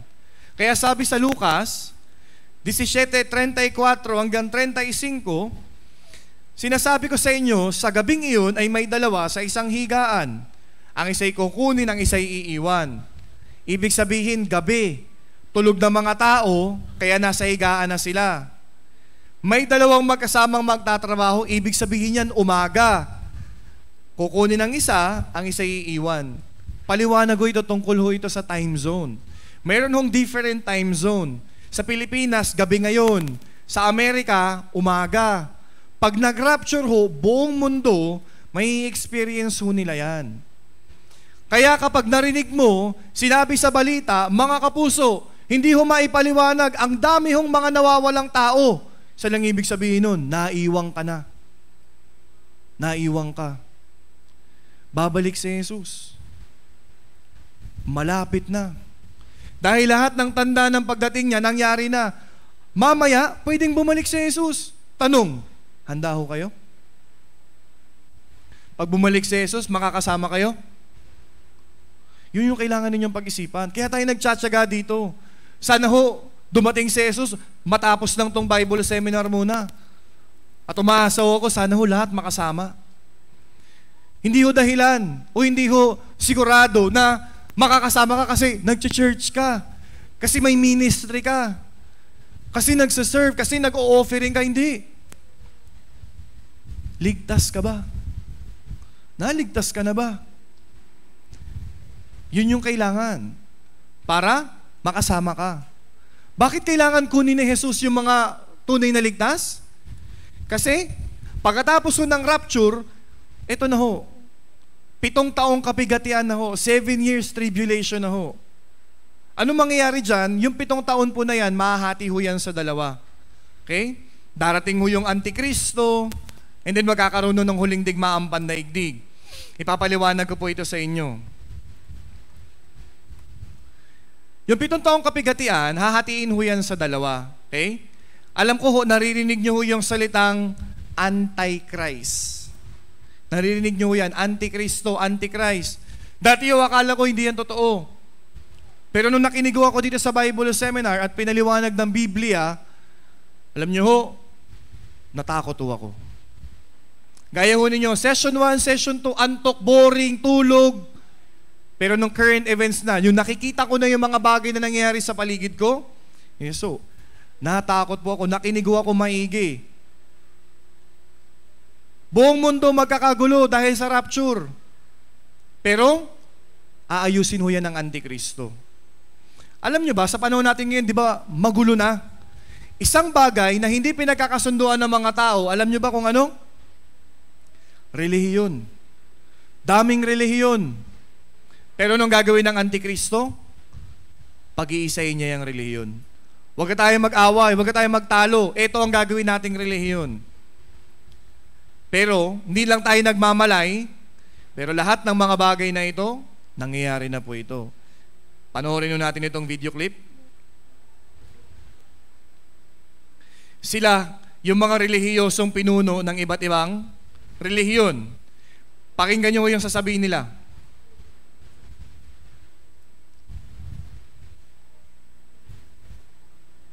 We are called, as we like to say, to look into one another's eyes in order to see more deeply and in order to recognize the beauty of God in every living human being. Our advice is to make friends to followers of all religions. Muy importante porque mi vida religiosa se enriqueció con explicaciones de él. Se enriqueció muchísimo, ¿no? Y supongo que también algunas mías, ¿no? Bueno. Fue nuestra vocación religiosa la que propició el que nos encontremos en la vida. No matter from which side of the mountain you are climbing, we should be helping each other so that we can all get to the same place. Anong sabi niya? Kahit saan ka pang lugar, magkaisa na lang tayo para makapunta tayo sa parehong lugar. Itong mga pinuno na ito, mga magkakaaway ho yan. Pero, anong gagawin ng Antikristo? Pag-iisahin niya ho yung lahat. Magkakaroon ng tinatawag na one world government na tinatawag. Pag-iisahin lahat. One religion, one currency. Pag-iisahin niya ho yan lahat. Kailan pa yan video na yan? 2017 pa ho yan. Ang tagal na ho. Hindi lang natin yan namamalayan. Nagmi-meeting yung mga yan para isulong ho yan. Nung pandemya, nahinto yan. Pero ngayon, tuloy-tuloy na ho yan uli. Lahat ho ng mga bagay na nakasulat sa Biblia, nangyayari na ho yan. Pipilitin ho ng mga tao na magkaroon ng utopia dito ho sa mundo. Kapayapaan.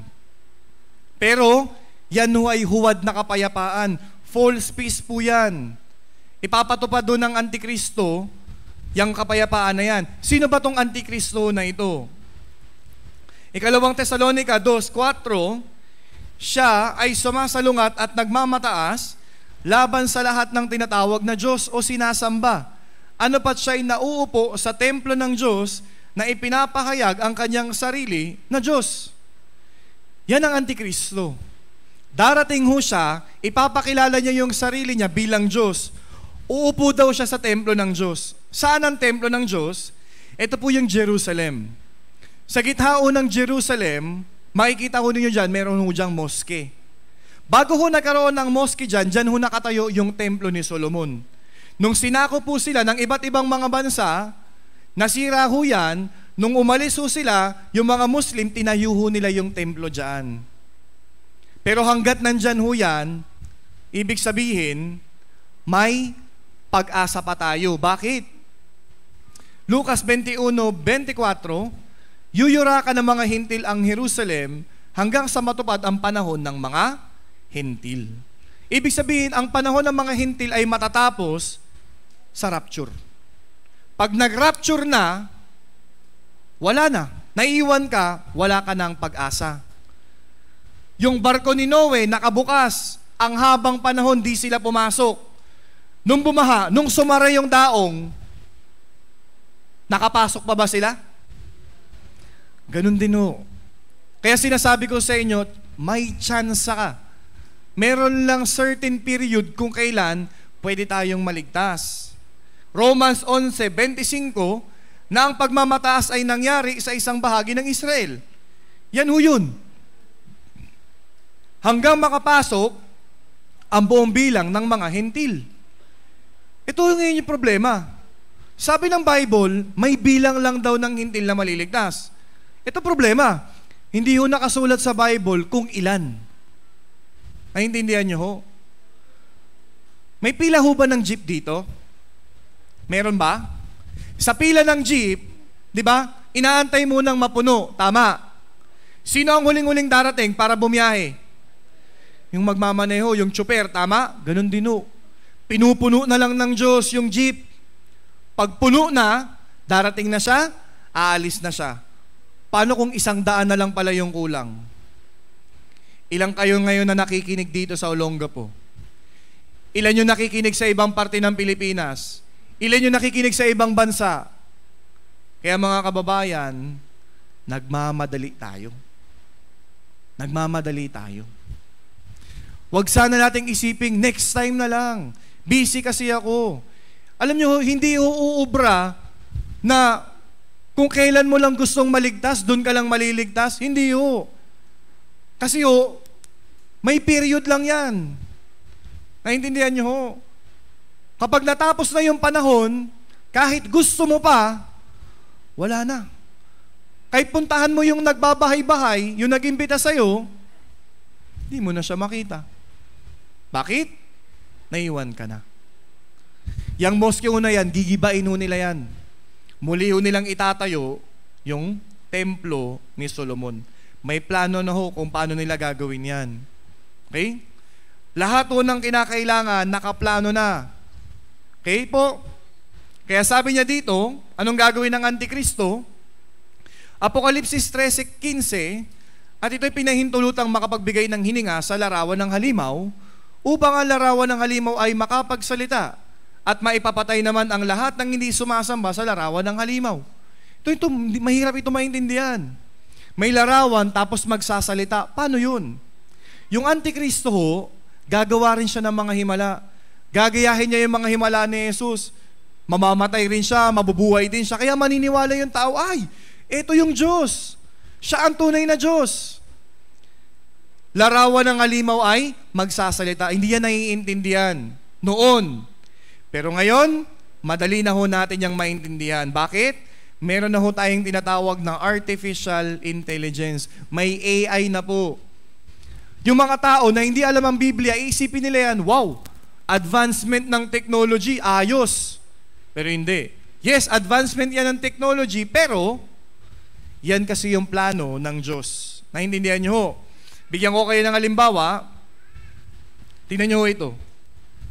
最後にあなたたちに素敵な言葉をプレゼントしよう。ギャーベギャーベハラギャーベ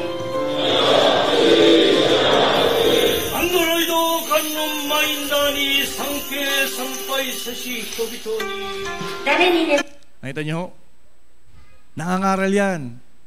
Nangangaral yan. Yan noon. Pero sa advancement ng technology, sa AI, ito na ho yan ngayon. Huwag kayong kukurap mga kababayan ha. Panoorin nyo. Hey, it's your girl, Maya. What's up, guys? I'm Marco. We're your Kapuso AI sportscasters. Do you want the latest news about the biggest leagues and tournaments in the Philippines and all over the world? We got you covered. Be the first to watch our exclusives on your favorite sports and athletes using cutting-edge advancements in generative AI. What's more, nakakapagtagalog din kami. Tindi ho, no? Nagtatagalog din kami. Yan ho yung technology, yan yung advancement, yan ho yung binabanggit ho ng Biblia. Yung Antikristo, kaya niyang mangaral sa pamamagitan ng AI. Advancement yan ng technology, oo. Pero lahat yan, nakalatag yan lahat base sa plano ng Diyos. Okay? Kaya, nag-rapture na, ano nang gagawin ng Antikristo? Bubuuin niya ho yung peace sa mundo. Kaya sabi niya, para mapamunuan niya ho yung buong mundo, gagamitin niya ho yung tinatawag na 666 technology. Apokalipsis, chapter 13, 16 hanggang 18, at ang lahat ng hamak at ang dakila, ang mayayaman at ang duka, ang mga malaya at ang mga alipin. Tignan niyo ho hamak, dakila, mayaman, dukha, malaya, alipin. Anong ibig sabihin nito? After ng rapture, pantay-pantay na ho lahat ng tao. Wala nang matalino, wala nang mangmang, walang mayaman, walang mahirap, wala. Papantayin nyo ng Antikristo. Anong gagawin niya? Papalagyan ito ng isang tanda sa kanilang kanang kamay o sa noo, upang walang sinumang makabili o makapagbili, maliban na may tanda sa makatuwid ay ang pangalan ng halimaw o ang bilang ng pangalan nito. Kailangan dito ang karunungan. Ang may pangunawa ay bilangin ang bilang ng halimaw, sapagkat ito'y bilang ng isang tao, ang bilang nito'y 666. 666. Maliit lang ho yan na chip. Okay? Kanang kamay o sa noo. Bakit dito sa kanang kamay, hindi sa kaliwa? Yung mga ugat ho ng tao sa kaliwa, minsan parehas. Kaya sa kanan, para unique. Yung ugat, yung magiging password mo kung gusto mong bumili o magbenta. Pero minsan yung iba, wala silang kamay. Kaya, ilalagay mo sa noo. Ang magiging password mo dyan, yung iris mo. Sino yung nakakuha na ng national ID? Okay, ito may magigets ninyo. Sa national ID, di ba may parang telescope? Tinanong nyo ba kung para saan yun? Alam nyo, tinanong ko yun. Para saan ho yan? Sabi nung ate, sa mata ho yan, sir. Kukunin ho natin yung iris ninyo para ma-save ho natin. Ibig sabihin, nangyayari ho talaga lahat. Yung 666 system, matagal na ho yan. Barcode system ho yan. Yung dalawang linyang payat na magkatabi, ang value ho niyan ay 6. Meron sa umpisa, meron sa gitna, meron sa dulo. Pero nung panahon ng pandemya, ayaw nang humawak ng mga tao ng pera. Anong ginawa nila? Cashless na. QR code na lang. Pero sa QR code, may 666 pa din. Yan ho, yung square na maliit, ang value ho niyan, 666. Okay? Kaya, pinapractice ho yan. Mga RFID chip, pinapractice na ho yan sa mga sasakyan dahil pagdating ng panahon, kapag naisaayos na yan, ikakabit na yan sa mga tao. Sa ibang bansa ho, inaayos na ho nila. Tingnan nyo ho, pakita ko sa inyo.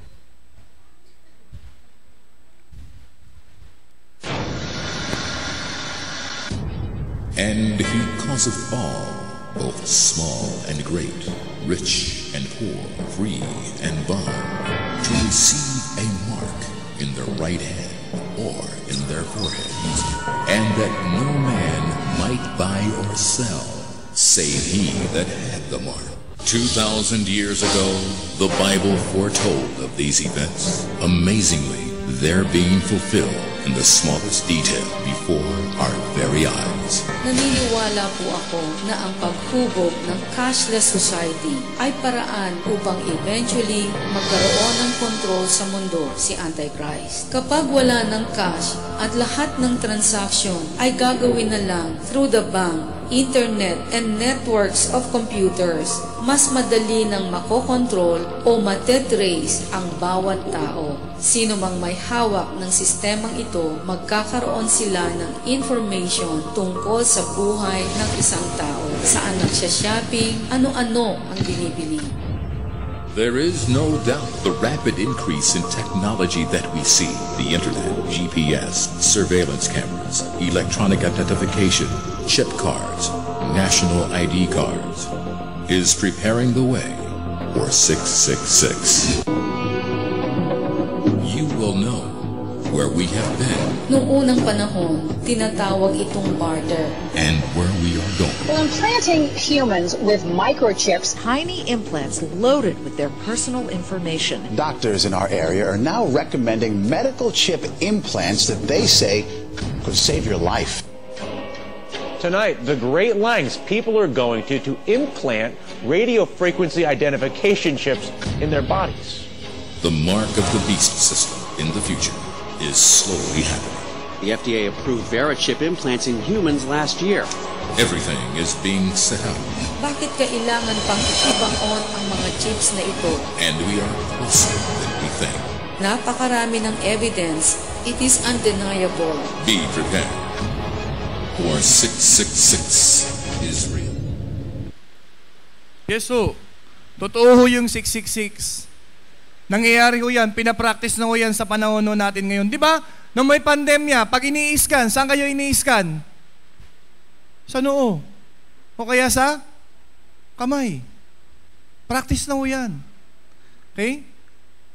Pag meron ka yan, pasok ka lang sa store, kuha ka lang, labas ka na.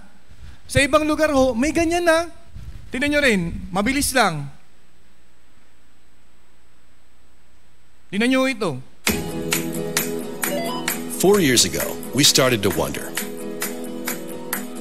what would shopping look like if you could walk into a store, grab what you want, and just go? What if we could weave the most advanced machine learning, computer vision, and AI into the very fabric of a store so you never have to wait in line? No lines, no checkouts, no registers. Welcome to Amazon Go. Use the Amazon Go app to enter. Then put away your phone and start shopping. It's really that simple. Take whatever you like. Anything you pick up is automatically added to your virtual cart. If you change your mind about that cupcake, just put it back. Our technology will update your virtual cart automatically. So, how does it work? We used computer vision, deep learning algorithms, and sensor fusion, much like you'd find in self-driving cars. We call it Just Walk Out technology. Once you've got everything you want, you can just go. When you leave, our Just Walk Out technology adds up your virtual cart and charges your Amazon account. Your receipt is sent straight to the app, and you can keep going. Amazon Go. No lines, no checkout. No, seriously.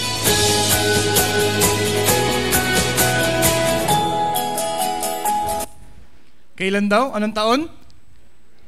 2017 pa ho. Nakita nyo yung ginawa ng babae? Barcode, QR code, pag tap niya, labas na.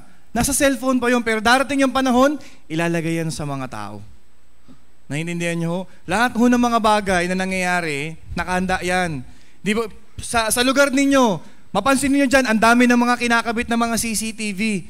Isip ng mga tao, ay para yan sa proteksyon. Hindi ho. Yan ay paraan. Hinihahanda ho para yung Antikristo, madali niyang ma-monitor yung lahat ng mga bagay. Hindi ko alam kung na-experience ninyo, iniisip mo lang, gusto kong bumili ng sandalyas. Pero pagdating mo doon sa social media, yung mga ads na lalabas, puro mga sandalyas. Mga tsinelas. Na-experience nyo ba? Yes ho. Nangyayari ho yung mga bagay ho na yan. Okay? Ngayon, pwede mo sabihin, hindi ako magpapatatak. Wala kang magagawa. Kasi pag naiwan ka sa rapture, impyerno na ho. Kaya kailangan mong makasama doon sa rapture. Sabi dito, At ang usok ng hirap nila ay papailan lang, magpakailanman, at sila'y walang kapahingahan, araw at gabi, silang sumasamba sa halimaw at sa larawan nito, at sino man tumanggap ng tanda ng kanyang pangalan. Ibig sabihin, pag naiwan ka sa rapture, magpalagay ka o hindi, wala kang magagawa, kasi pag namatay ka, impyerno ka. Kaya nga isipin ng mga tao, wow, okay, advance, napakapayapa, pero hindi, yan ay huwad na kapayapaan. Kasi sa dulo, nuclear war na po. Sa ikalawang bahagi ng 7 taong kabigatian, huling digmaang pandaigdig. Kaya dito, Apokalipsis 16:16, as sila'y tinipon sa lugar na sa Hebreo ay tinatawag na Armageddon o Megiddo. Meron ba dyan dito sa mundo natin? Opo, sa Israel yan ho. Meron ho dyang karatula. Sabi sa karatula, may naka-highlight na pula, sabi, Megiddo is the Armageddon in which the final battle will be fought at the end of the days. Alam din ng mga tao na yung lugar na yan ay battlefield para sa huling digmaang pandaigdig. Ito ngayon ang mas nakakatakot.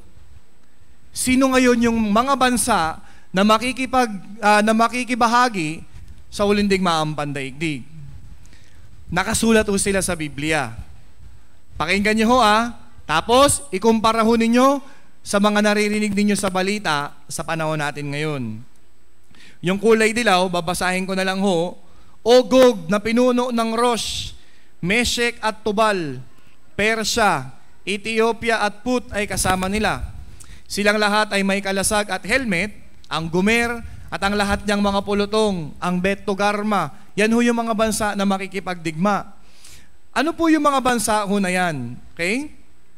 Yung pong Magog na binabanggit ho dyan, yan ho yung mga bansa na may stan yung dulo.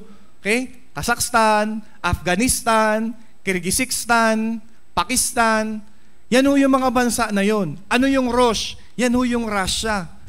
Yung Meshek, yung Tubal, yan ho yung mga Soviet Union. Kaya pakinggan niyo ho yung mga bansa na naririnig ninyo doon sa balita na nakikipagdigmaan sa panahon ho natin ngayon. Okay? Yan ho. Anong bansa yung gegerahin ho nila? Yung Israel. Bakit nila gegerahin yung Israel? Buong mundo ho naghihirap. Walang pagkain, walang inumin, mahirap. Pero yung Israel, wala silang problema.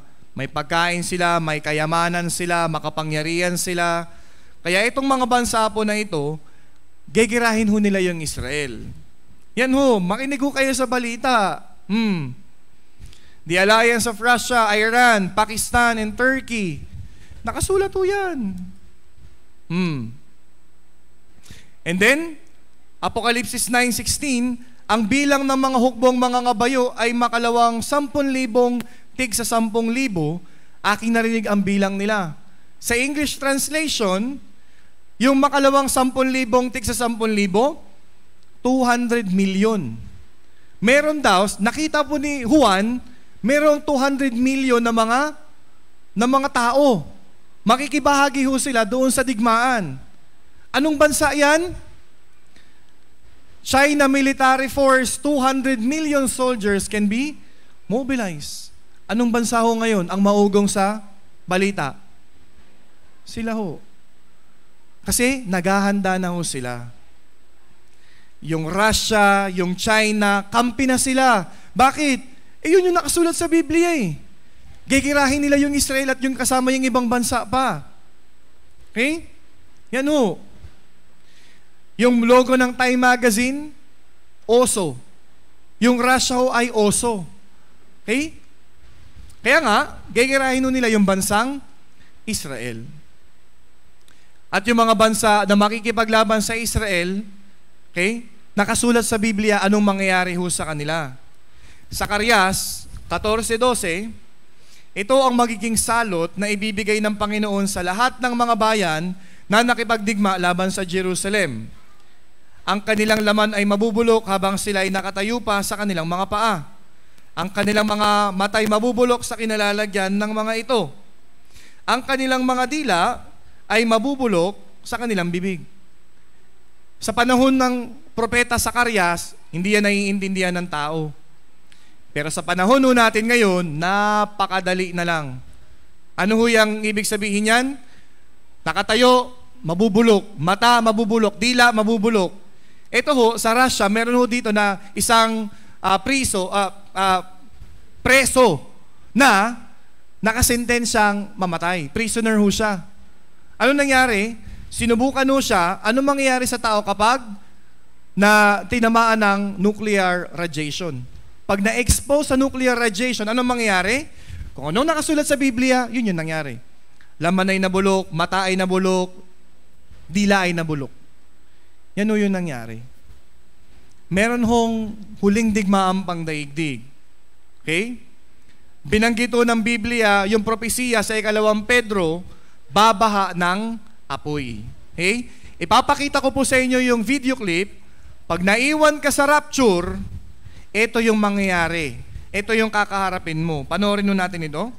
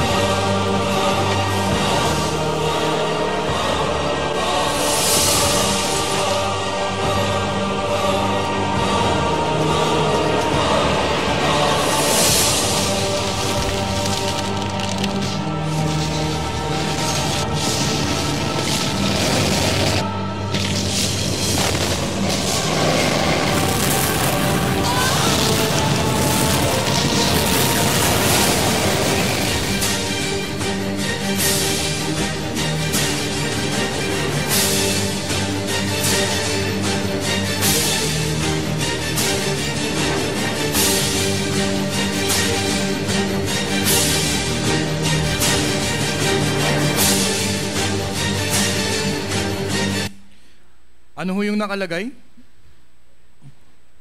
Sabi dito,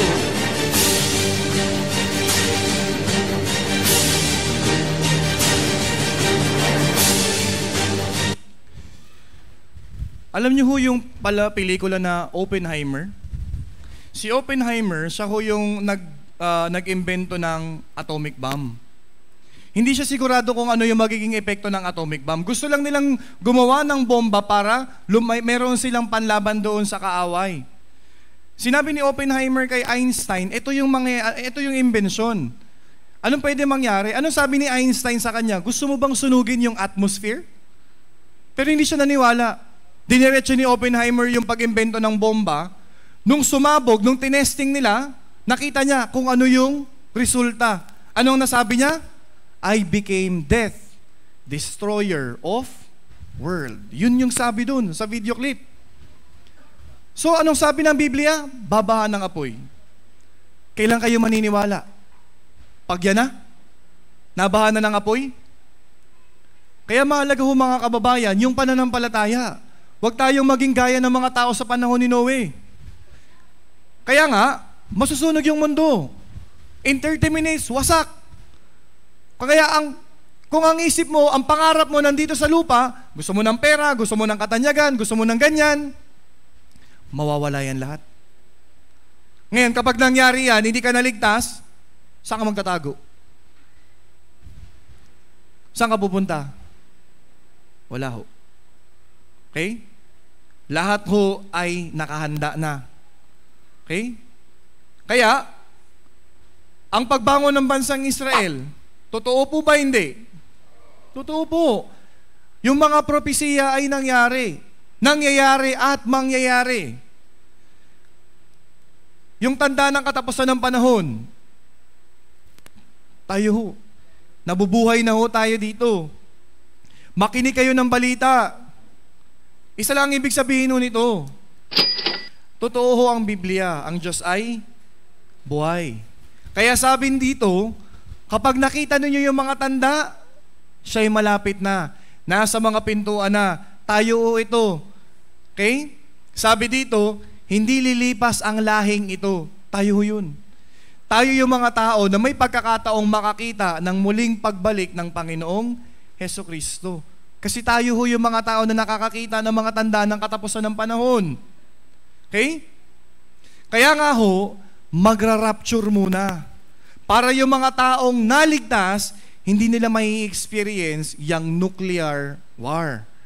Hindi sila mahihirapan. Ipapakita ko sa inyo ano yung rapture para ho maintindihan ninyo. Tingnan natin ito.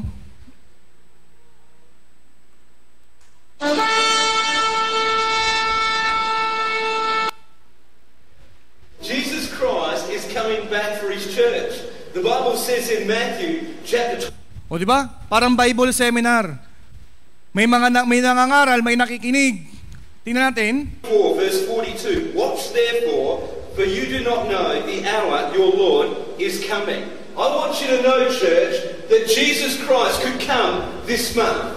Or He might come next week. Or He could even come...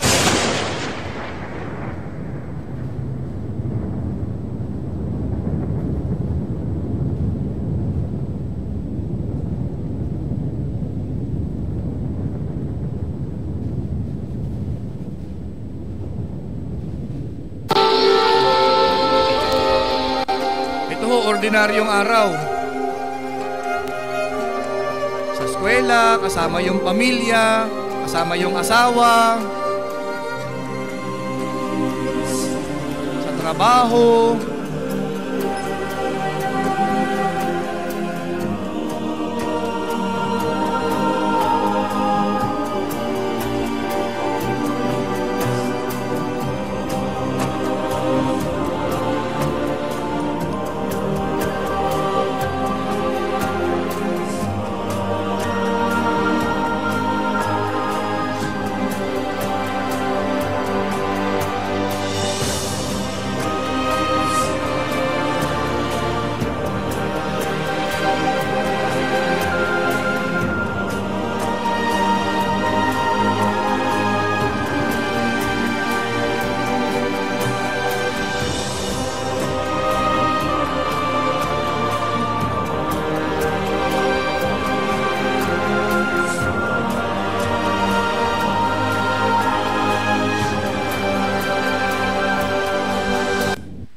anong natira? Sing-sing. Ayun, ang grabe. Harap-harapan. Kinuha ng Diyos. Ito ho yung rapture. Mamaya pwede itong mangyari. Ito yung tanong. Makakasama ka ba? Kung hindi, kailangan mo hong makasama. Kaya ho tayo nagtsatsaga sa Bible seminar po na ito. Kasi ho, darating na ho si Jesus. Kung hindi tayo handa, may iwan tayo. Pag naiwan ka, wala na hong tsansa. Masusunog ka sa nuclear war, tapos masusunog ka sa walang hanggang impyerno. Kaya darating muna si Jesus para hindi maghirap yung mga naligtas. Okay? Kaya nga, ang takot sa Panginoon ang pasimula ng kaalaman. Sana ho, mabuo sa isip ninyo yung takot ninyo sa Diyos. Okay? Hindi yung mahal ako ng Diyos. Oo, mahal ka ng Diyos. Kaya, buhay ka pa. Kaya may tsansa ka pa. Pero kapag puro ka lang mahal ako ng Diyos, hindi ka naligtas, haharap ka sa paghuhukom ng Diyos. Okay? Kaya nga mga kababayan, Awit 53 verse 2, ang Diyos ay tumutungay mula sa langit sa mga anak ng tao upang tignan kung may sino mang matalinong naghahanap sa Diyos. Sana ho lahat tayo dito sa Olongapo na nakikinig ngayon, matalino ho tayo. Hanapin ho ninyo yung Diyos. Okay? Wag yung pera, nandyan lang yan. Kahit na may 1 milyon kapag nag-rapture, wala yan. Okay? Kaya ang matalinong tao ay nakakakita ng panganib at nagkukubli siya. May panganib ho. Ano ang panganib? Impyerno. Saan ka pwede magkubli? Sa langit. Kaya kailangan mong maligtas. Pero sa kabilang banda, ngunit nagpapatuloy ang walang muwang at siya'y nagdurusa. Meron pa rin ho talaga, di yan totoo, nananakot lang yan, di naman totoo sinasabi niyan. Alam niyo ho, sabi ng Bible sa mga ganyang nag-iisip, may warning yung Diyos. Ano sabi niya? Isaiah 28 verse 22, kaya't huwag kayong manuya, baka ang mga panali sa inyo ay magsitibay, sapagkat ako'y nakarinig ng utos ng pagwasak mula sa Panginoong Diyos ng mga hukbo sa buong lupa. Huwag ka daw manuya, huwag mo daw sabihin hindi totoo ang Biblia. Bakit? Baka yung panali sa iyo ay magsitibay, ibig sabihin, patawan ka ng Diyos ng mas malaking parusa. Naintindihan niyo ho? Totoo ang Biblia. Naniniwala ho ba kayo? Hindi. Ilang porsyento? Yeso, 100%. Yung iba, siguro na 90% lang ho, 90. Bakit ho 90? Hindi ko pa ho nababasa yung buong Biblia eh. Hindi mo kailangan mabasa yung buong Biblia para maniwala ka na totoo. Bigyan ko kayong halimbawa. Yung dagat, maalat hindi? Ilang porsyento? Natikman nyo na ba lahat ng dagat sa mundo? Opo? Hindi. Pero, naniniwala ka yung dagat ay maalat. Yung Bible, kahit hindi mo yan aralin ng buo, pero sa pamamagitan ng ebidensya at propesiya, magtuturo sa iyo totoo ang Biblia. Kailan ka maniniwala? Ngayon. Kasi kung hindi ngayon, paano kung huli na? Sayang ho. Kaya, anong sabi dito? Isaiah 46:9 hanggang 10, inyong alalahanin ang mga dating bagay ng una sapagkat ako'y Diyos at walang iba. Ako'y Diyos at walang gaya ko. Ang tunay na Diyos na nasa Biblia, alam niya ho lahat. Yung nakaraan, yung nangyayari ngayon, yung mangyayari, alam niya yan. Nagpapahayag ng wakas mula sa pasimula. Kaya sabi niya, ang layunin ko ay maitatatag at gagawin ko ang lahat ng aking kaligayahan. Kahit ayaw mong mag-rapture, wala kang magagawa. Kahit ayaw mong mag-nuclear war, wala kang magagawa. Bakit? Yun na yung plano ng Diyos. Naitakda na yun. Pero, pwede kang makaiwas. Okay? Paano? Dapat kang maligtas. Naintindihan niyo ho, mga kababayan? Naintindihan niyo ho ba? Tapos na ho tayo ng pangatlong session. Sana ho ay hindi kayo inantok. Sana ho ay nakinig kayo maigi. Bukas ho, mula ho bukas hanggang Biyernes, pinakamahalagang mga topic na ho. Mula Lunes hanggang ngayon, preparasyon lang po ito para ho sa topic ho natin bukas. Sana ho, dumalo ho kayo. Alam ko yung iba, baka yung iba sa inyo may graduation na ata.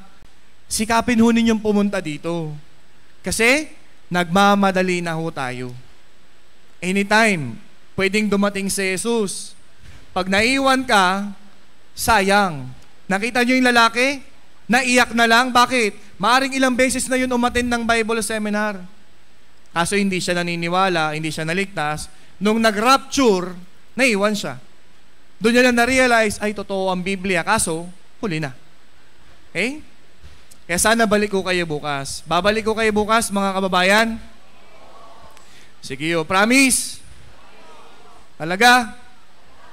Sige yo, manalangin po tayong lahat.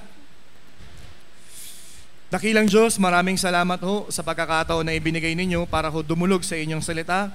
At ngayong gabi pinag-aralan ho namin yung mga propesiyang nakasulat sa Biblia at nalaman namin talaga, totoo po, ang Diyos ay buhay, ang Biblia ay totoo. Higit sa lahat, naintindihan ho namin na ang pagdating ng Panginoong Jesucristo ay napakalapit na. Nakikiusap po ko, sana ho, wag ho muna kayong dumating. hayaan nyo muna kami na matapos yung Bible seminar po na ito para ho yung mga tunay na nagnanais ng kaligtasan, makasama ho sila sa rapture.